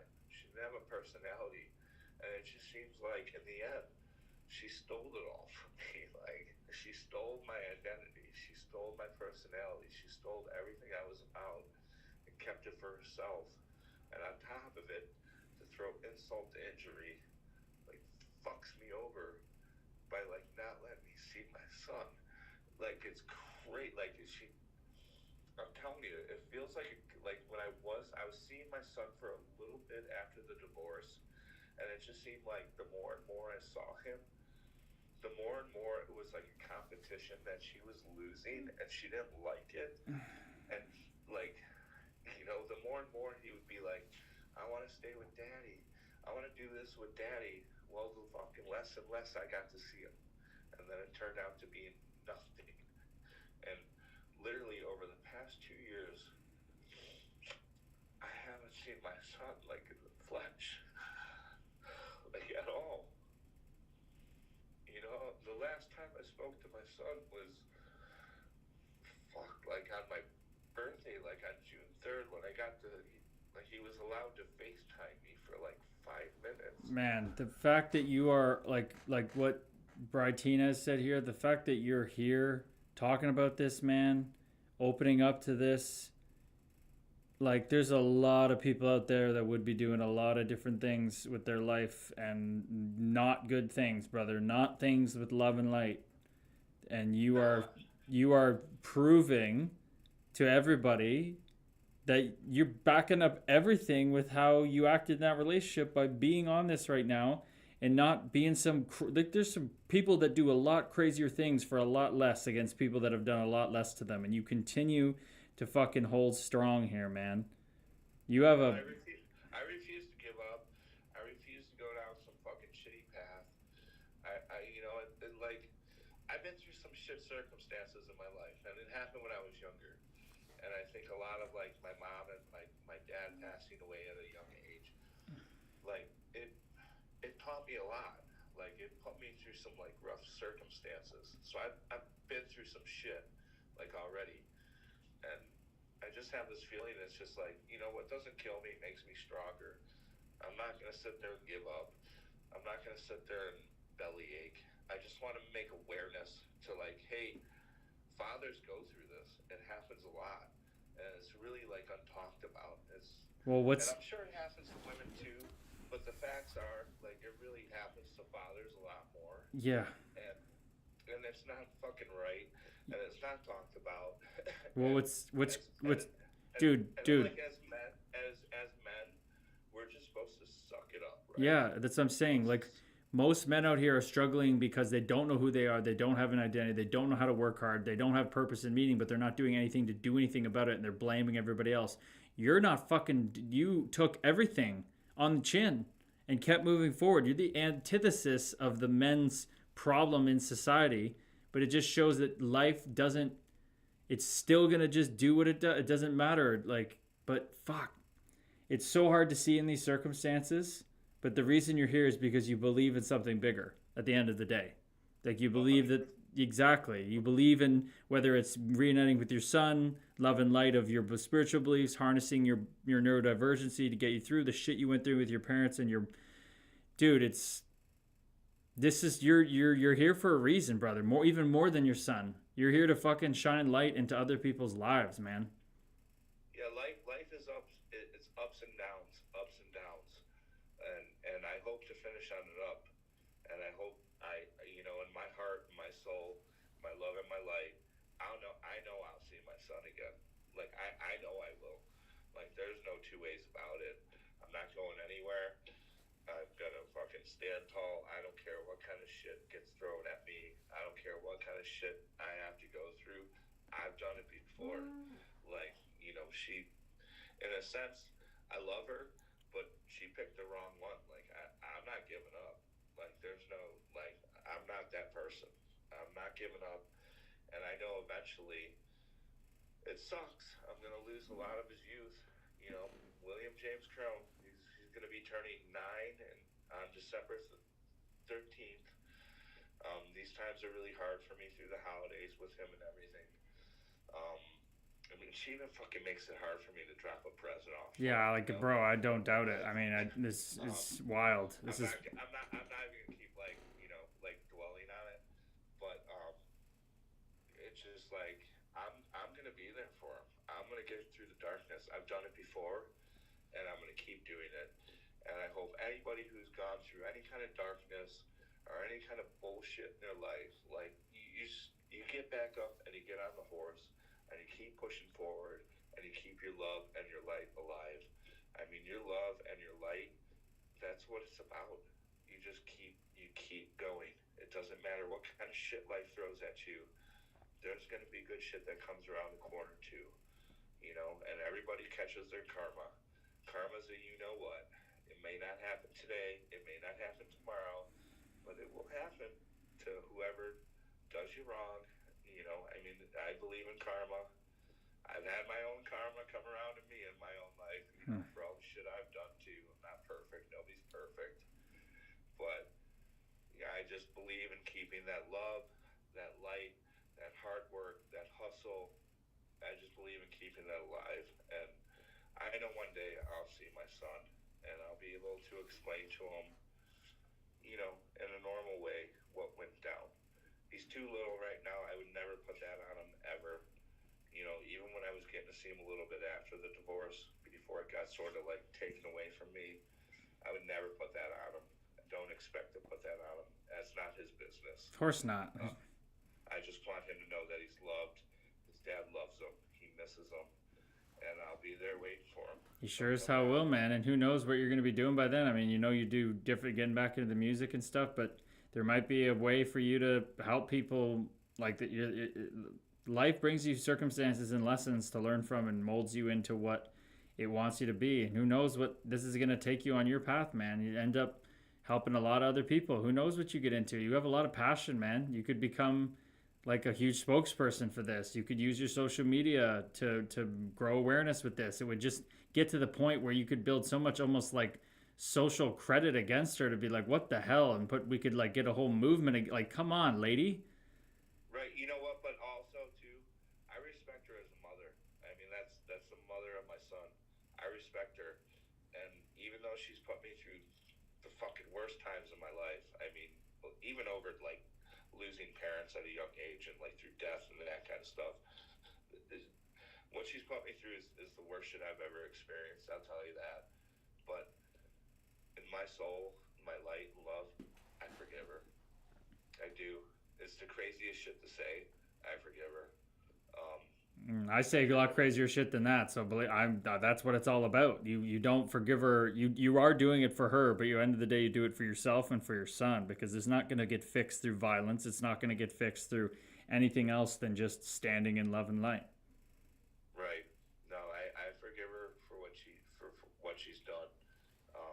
I mean, I mean, at times I'm like, am I fucking crazy for saying that? But like, it's just like in my heart and soul, I forgive her.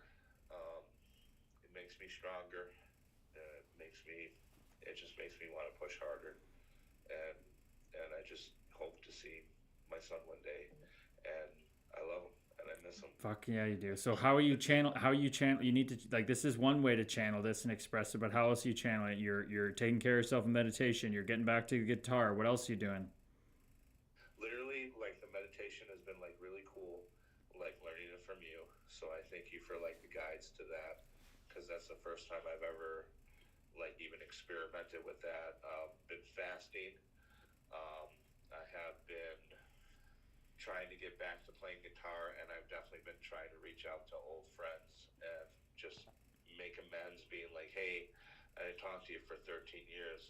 I was trying to build a life. I was more focused on family life, and unfortunately I was taught to like let friendship go to be a family guy. But like, I'd like to bring that all back, and Amen. obviously just trying to work hard and keep that like love and light, you know. Amen, man. I would look into like social media too. People, like, content creation and sharing your story can go a long way to helping things and building a community. But you're doing amazing things, man. The meditation, I'm telling you, if you put in this pain into that, I'm telling you, it'll blossom in a way that you can't even imagine, where you don't even see good or bad days anymore. Like, I'm telling you, it's that powerful. But what you're doing to get back in the guitar, reaching to your friends, starting this journey, man, and coming on here, this is what this community is about. It's about sharing darkness and shine the light on it. And when we do continually, that shit will cease to exist at some point. We just got to stick together, collect around, talk about it, share notes, grow with each other. We all have to walk the path alone, but we don't have to, like, you have to walk it alone, but you're never alone. You know what I mean? Like, you've done enough alone for a long time, man, being in that relationship. Now you're got a group of people around you here. No, 100% likewise, Curtis, because I know you walked that path too, and I really appreciate what you've done with this community. I mean, this has been a blessing finding this community.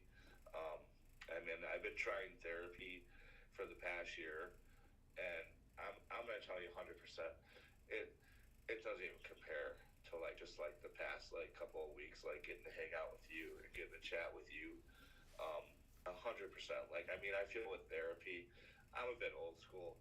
I just feel like I'm making somebody a paycheck who doesn't even give a shit what I'm talking about. Like, they just don't really care, and they're just more or less like, oh, what kind of medicine can we put you on? Exactly, brother. How can I collect my paycheck? It's a coping tool. It's a coping tool. Unless we go to the root, nothing changes. I went down the psychiatry, the medication, all that shit. I know you know that, but it's all coping tools. And you're a fucking landscaper and gardener. How do you take weeds out? You fucking pull it out at the root. You don't cover it up. You don't put a garden gnome in front of it. You freaking pull that shit out, man. That's the only way to fucking do it, man. 100%, and that's all I'm trying to do is just pull the demons out of my life and just like get rid of the fucking bad spirits, get rid of the bad feelings, and just keep pushing forward. And this community has been like nothing more than a lifesaver to me, really. And to tell everybody, you know, on this like thing tonight, I reached out to Curtis today, and I sent him a little post from Instagram about, you know, parental alienation, and this fine gentleman reached out to me 1 second later, being like, "Hey, are you okay? I want to make sure you're okay." Because it was about men committing suicide, fathers committing suicide over parental alienation. And, like, that touched my heart so much. Like, not walking alone and all that stuff. This guy reached out in 1 second and was like, "Are you okay? You know, I just want to make sure.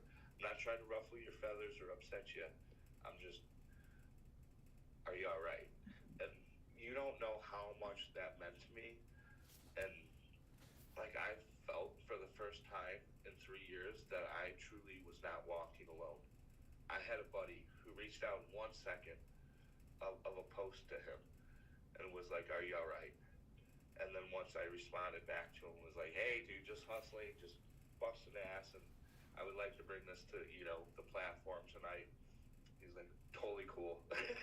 It's just, hey, sometimes things don't happen for fucking any, like, it's no coincidences, brother. So sometimes I can answer right away. I just happen to see it. Things don't happen out of coincidence. Like, fuck, man.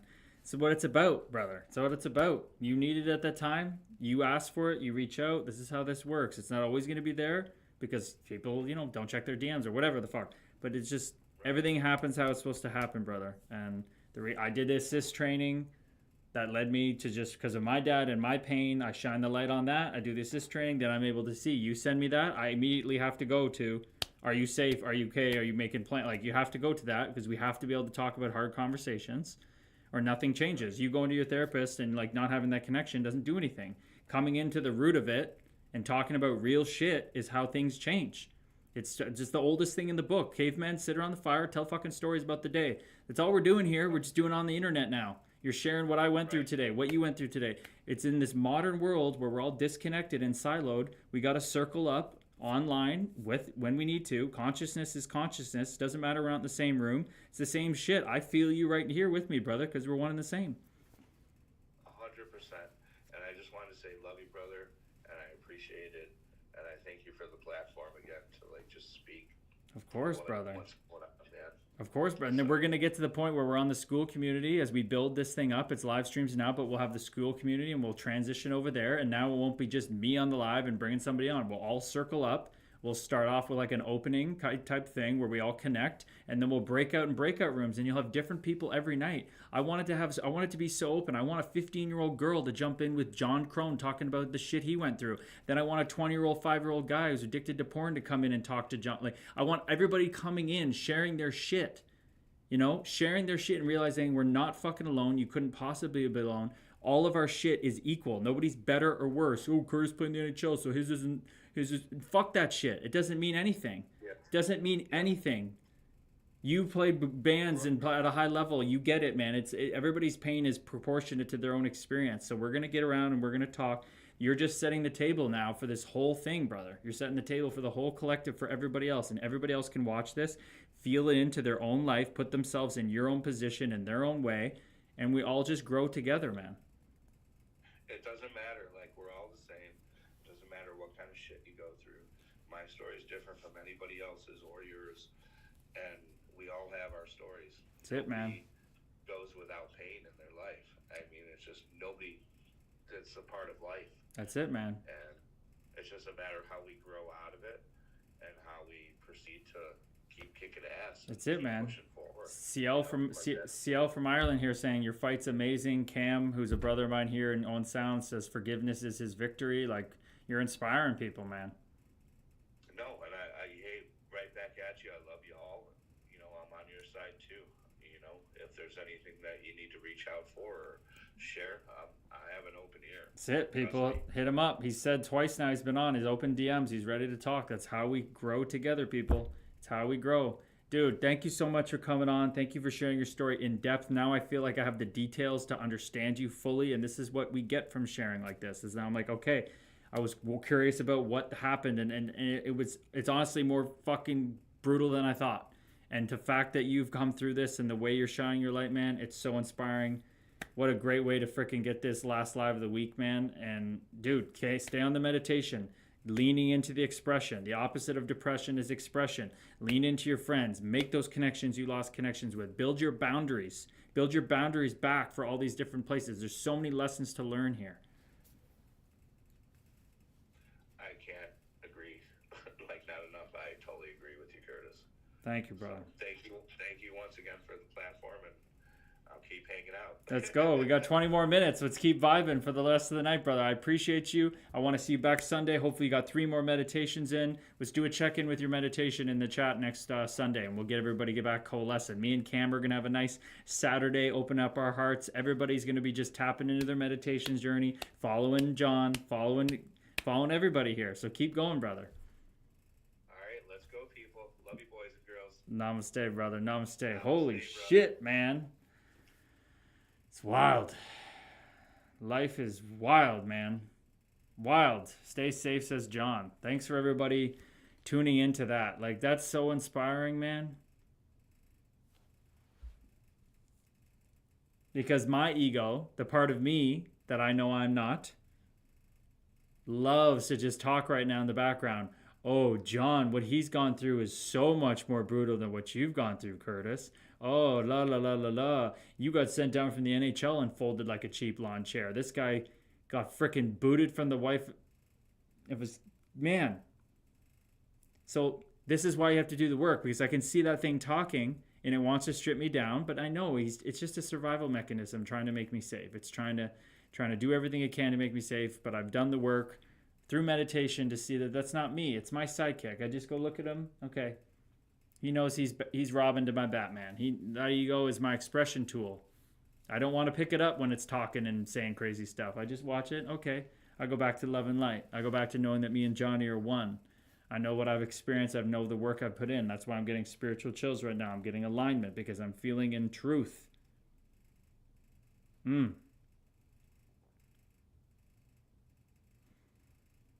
in that work on yourself, people. That's the greatest thing you can do from everybody else. The greatest thing everybody in here can do is, yes, send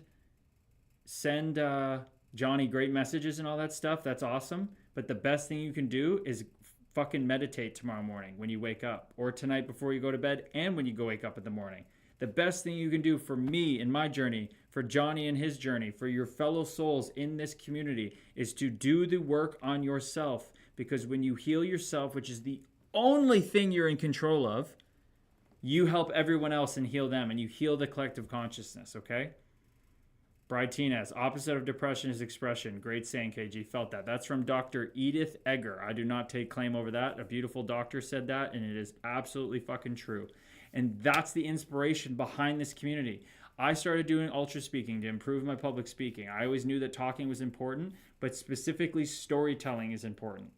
And when I started to express more, my goodness, did my life change. And I watched people's lives change in front of my eyes as we just held space for each other to share our deepest, darkest shit. I would come on and say some crazy shit about my dad or life or porn, whatever, all this shit I went through. And people were like, oh, I'm good to share my darkness now? I get on calls with people I met 2 days before online. And the second call we do, I share something because I'm working on sharing my love and light and what I've gone through. And that person's like, yeah, I was thinking about killing myself the other day.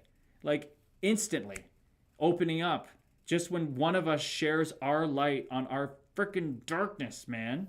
It's what it's all about.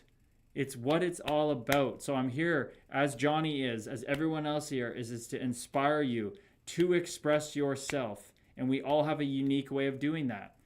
Speaking is just the lowest bar. We all know how to speak.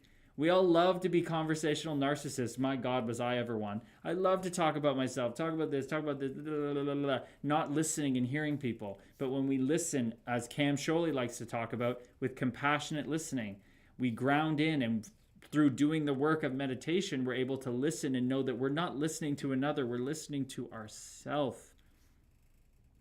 And all of us would sit down and listen to ourselves, wouldn't we? Yeah. Well, that's what you're doing when you listen to John, when you listen to me. But you have to do the work to see that and not be like, oh, I come to this community to get something and not give. No, you have to come in and give. This is a two-way street.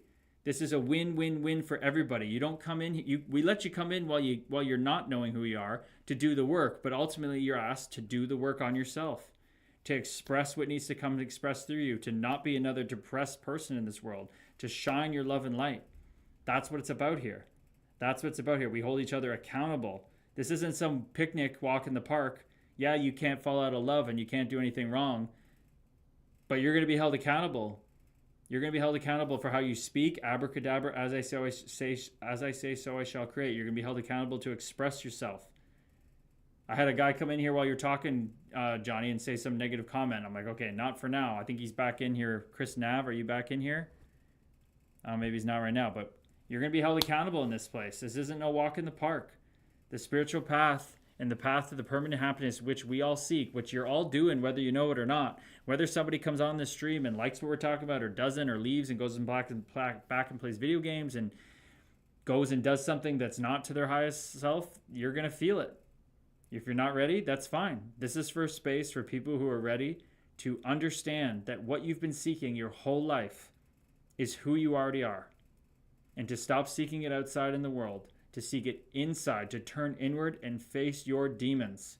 Your demons, which aren't freaking real. Fear is false evidence appearing real. If you do this work, people, you're going to face your demon and you're going to find out it's you in a freaking costume. It's you in a Grim Reaper costume or whatever monster you see in your mind's eye, just poking you going, hee, this is going to be so awesome. We're going to poke John Crone so much. John Crone's going to poke John Crone so much through this crazy shit he's living through that he's going to wake up to the love and light that he is. And ultimately, that's the highest expression a human can do. That's the highest thing you can do here. In an absolute sense, there's no purpose. Sorry to burst everyone's bubble. In an absolute sense, there's no purpose. But when you think you're human, the purpose is to wake up that you're not just a human being. And once you get past that point, you are here to express the love and light of knowing who you really are. And you become a light in this world. Okay? That's what it's all about. That's the path John's on. That's the path everybody's on. That's true. That is true, John. But it was a little bit... While you were talking, it was just, he can come back in and try again if he wants. Absolutely, we like that. But in that context, when you're sharing your love and light, I felt like at the time just to get rid of that. But I do agree. We want people to come in because the only way to bring them in is to say things and then talk to them and allow space. I do agree with that. So, hey, look at you holding me accountable. Okay? Should have left it in there. Fair enough. We could have addressed it. I usually do that in my comments. People come in my comments and attack me, and I just meet it with love and light. And they're like, oh, I like you now. And I'm like, yeah, funny how that works. So look at you calling me out. This is what it's about. Holding people accountable. Amen, brother. Amen. Bring all the negativity. Bring the skinheads. Bring the Nazis. Bring all the frickin' racists. Bring the homophobes. Bring everybody in. Let them come see the love and light, because ultimately people are just scared. They're just scared of fear, which is false evidence appearing real. CL sending a green heart. I love it, CL. We're going to have to get CL on here at some point. Hey, CL, we're going to have to get you on here talking about your relationship with your grandfather and what you've gone through losing your father, because we know it's been coming up for you more and more, right? It's been coming up for you more and more. This is what these conversations do. They chip away at us. And it ain't always fun, is it? It ain't always fun. But ultimately, it's trying to take you to your highest enjoyment, your highest peace, your permanent happiness you all seek. Bride Tinez, thanks for being here to tell your story, John. Your strength is inspiring. It sure as hell is.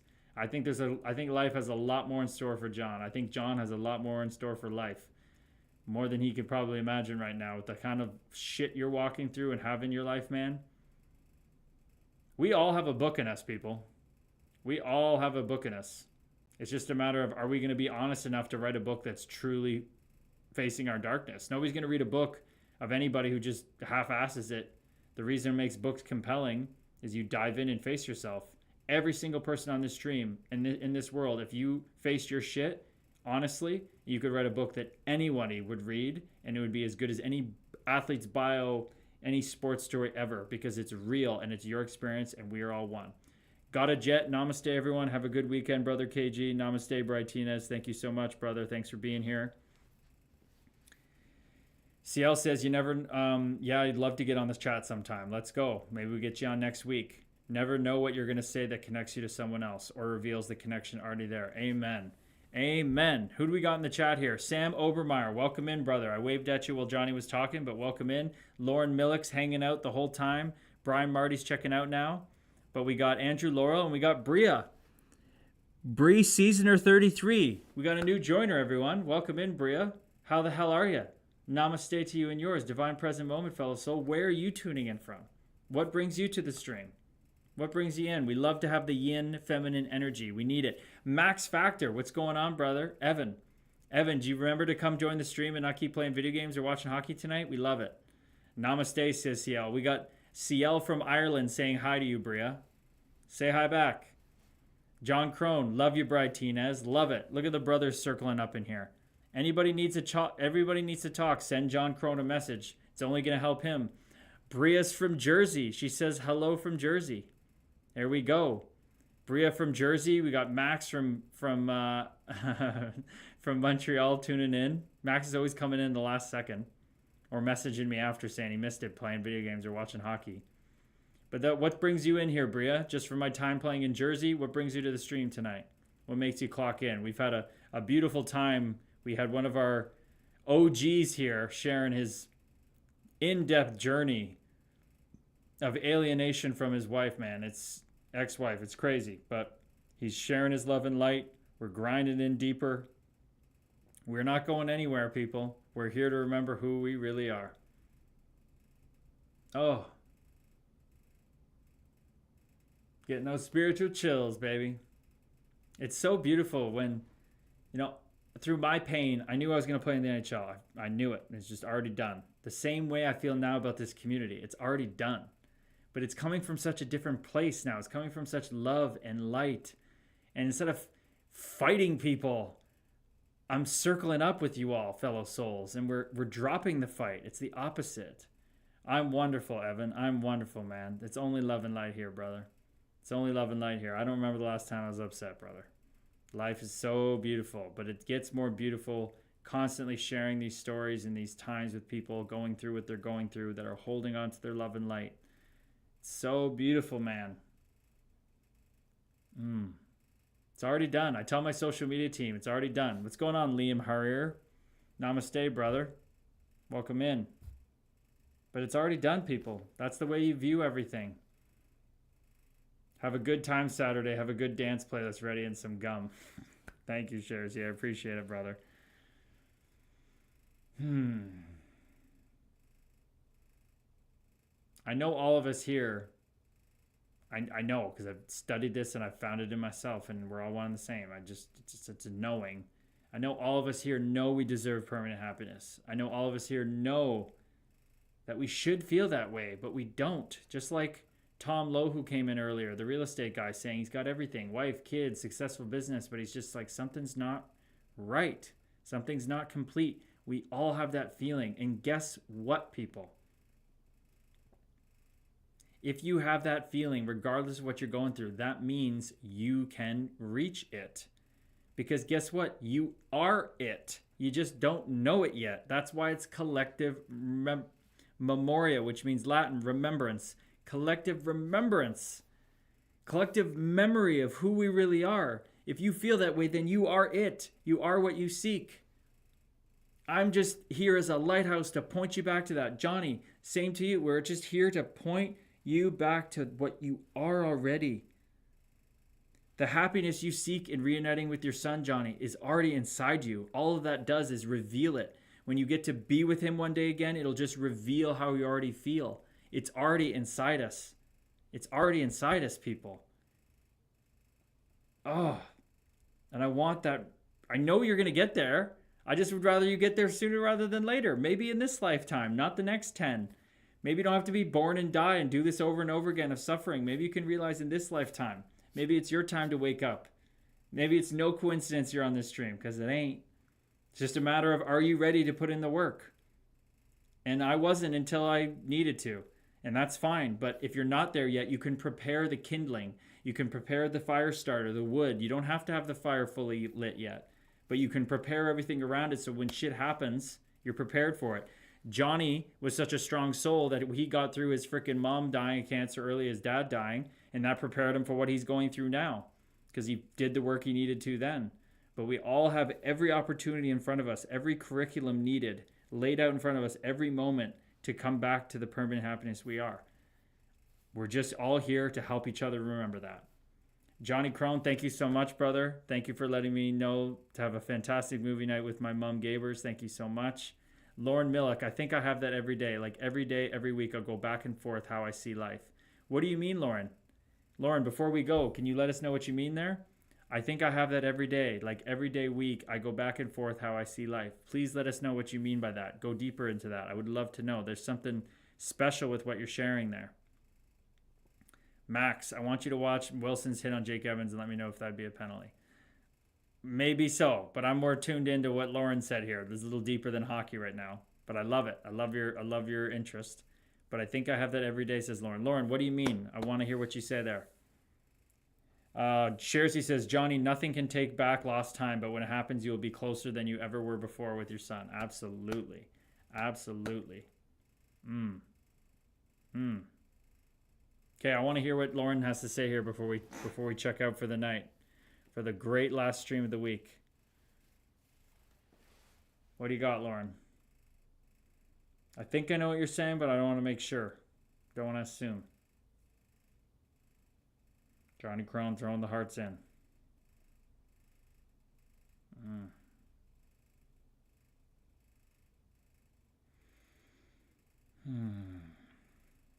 Liam Harrer, I saw Bob Peck was following you. Was wondering how you know him.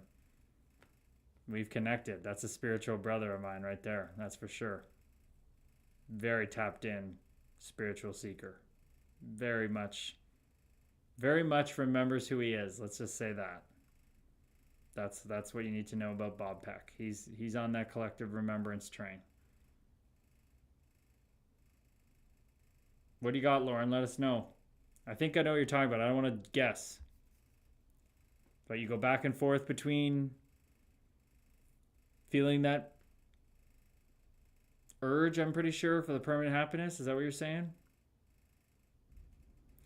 Here she goes. Like, I feel like I shouldn't have fun because, like I said, yesterday my grandmother's passed when I was young. So I find it hard to enjoy life without them around, and I only have like one friend. So like, thank you so much for sharing this, Lauren. Thank you so much for sharing it. You don't have one friend. You have 6 friends on Instagram Live right now and 7 on Kick and probably a whole bunch more on X. And we have people on YouTube watching tonight and commenting. So you have like 40 friends here tonight, Lauren. You do not have one friend. But you feel like you shouldn't have fun because, like you said, yesterday your grandma passed when you were young. So you find it hard to enjoy life without them around and only have like one friend. You have lots of friends here, Lauren. You got Johnny Crone has open DMs. You message him whenever you need to. Okay? You have lots of friends here. But you are so deserving of feeling joy and having fun in this life, Lauren. You just don't remember right now. You just don't remember right now. And you were in the right place to remember. Collective remembrance is why we're here. So, Lauren, have you started a meditation practice?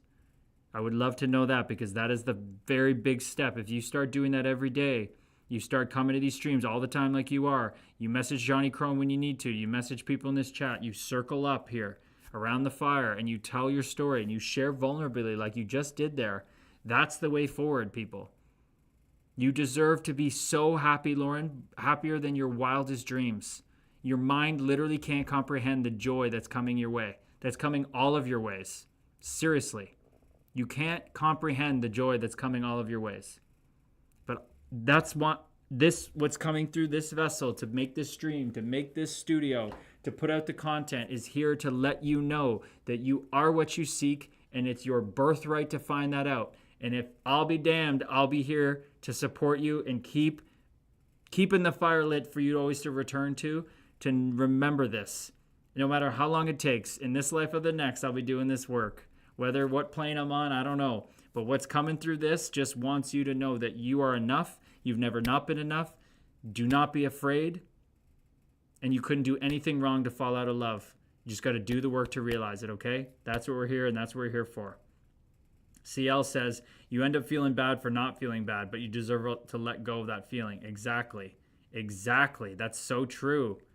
We all deserve it. We're just taught to fear. We're taught to worry about these things. Sherzy says, namaste. Have a great roll Saturday. Thank you so much. Oh, man. So beautiful. Max is telling Lauren, I feel you. Even though your grandmother passed, she's with you right now, even if she's on the other side. Johnny says, Lauren, have fun because your grandmothers would want you to have fun. We all are your friend. Enjoy life and love. Yes, exactly. Thank you so much, everybody. Lauren, hit up Johnny Crone. The more you hit him up, the more it's going to help him talk through his stuff. And then you're just going to coalesce back and forth, okay? Everybody just don't be afraid. Get each other's Instagram handles. Get each other's names. Write in the chat. We're going to slowly keep building this thing, okay? Oh, I love you all. Could stay on this thing forever because at the end of the day, we're all just going to be sitting around the fire for the rest of eternity, whether you know it or not. You're here in the right place to remember it, though, okay?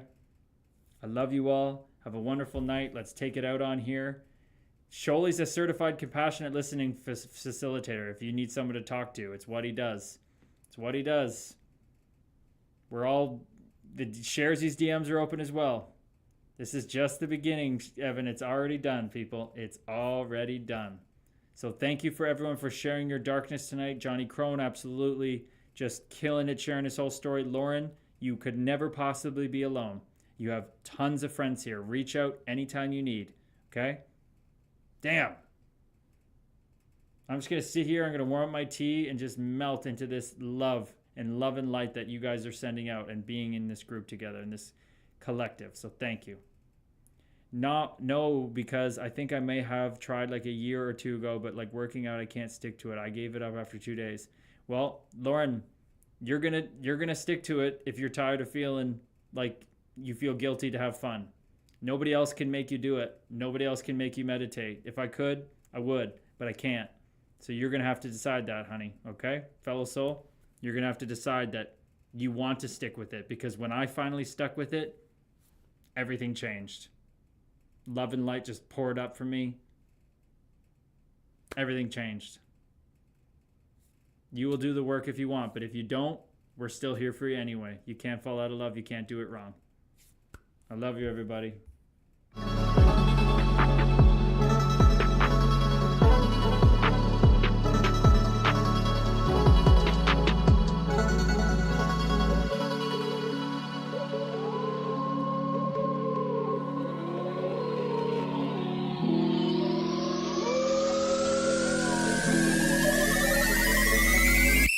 Now he's starting to get loose.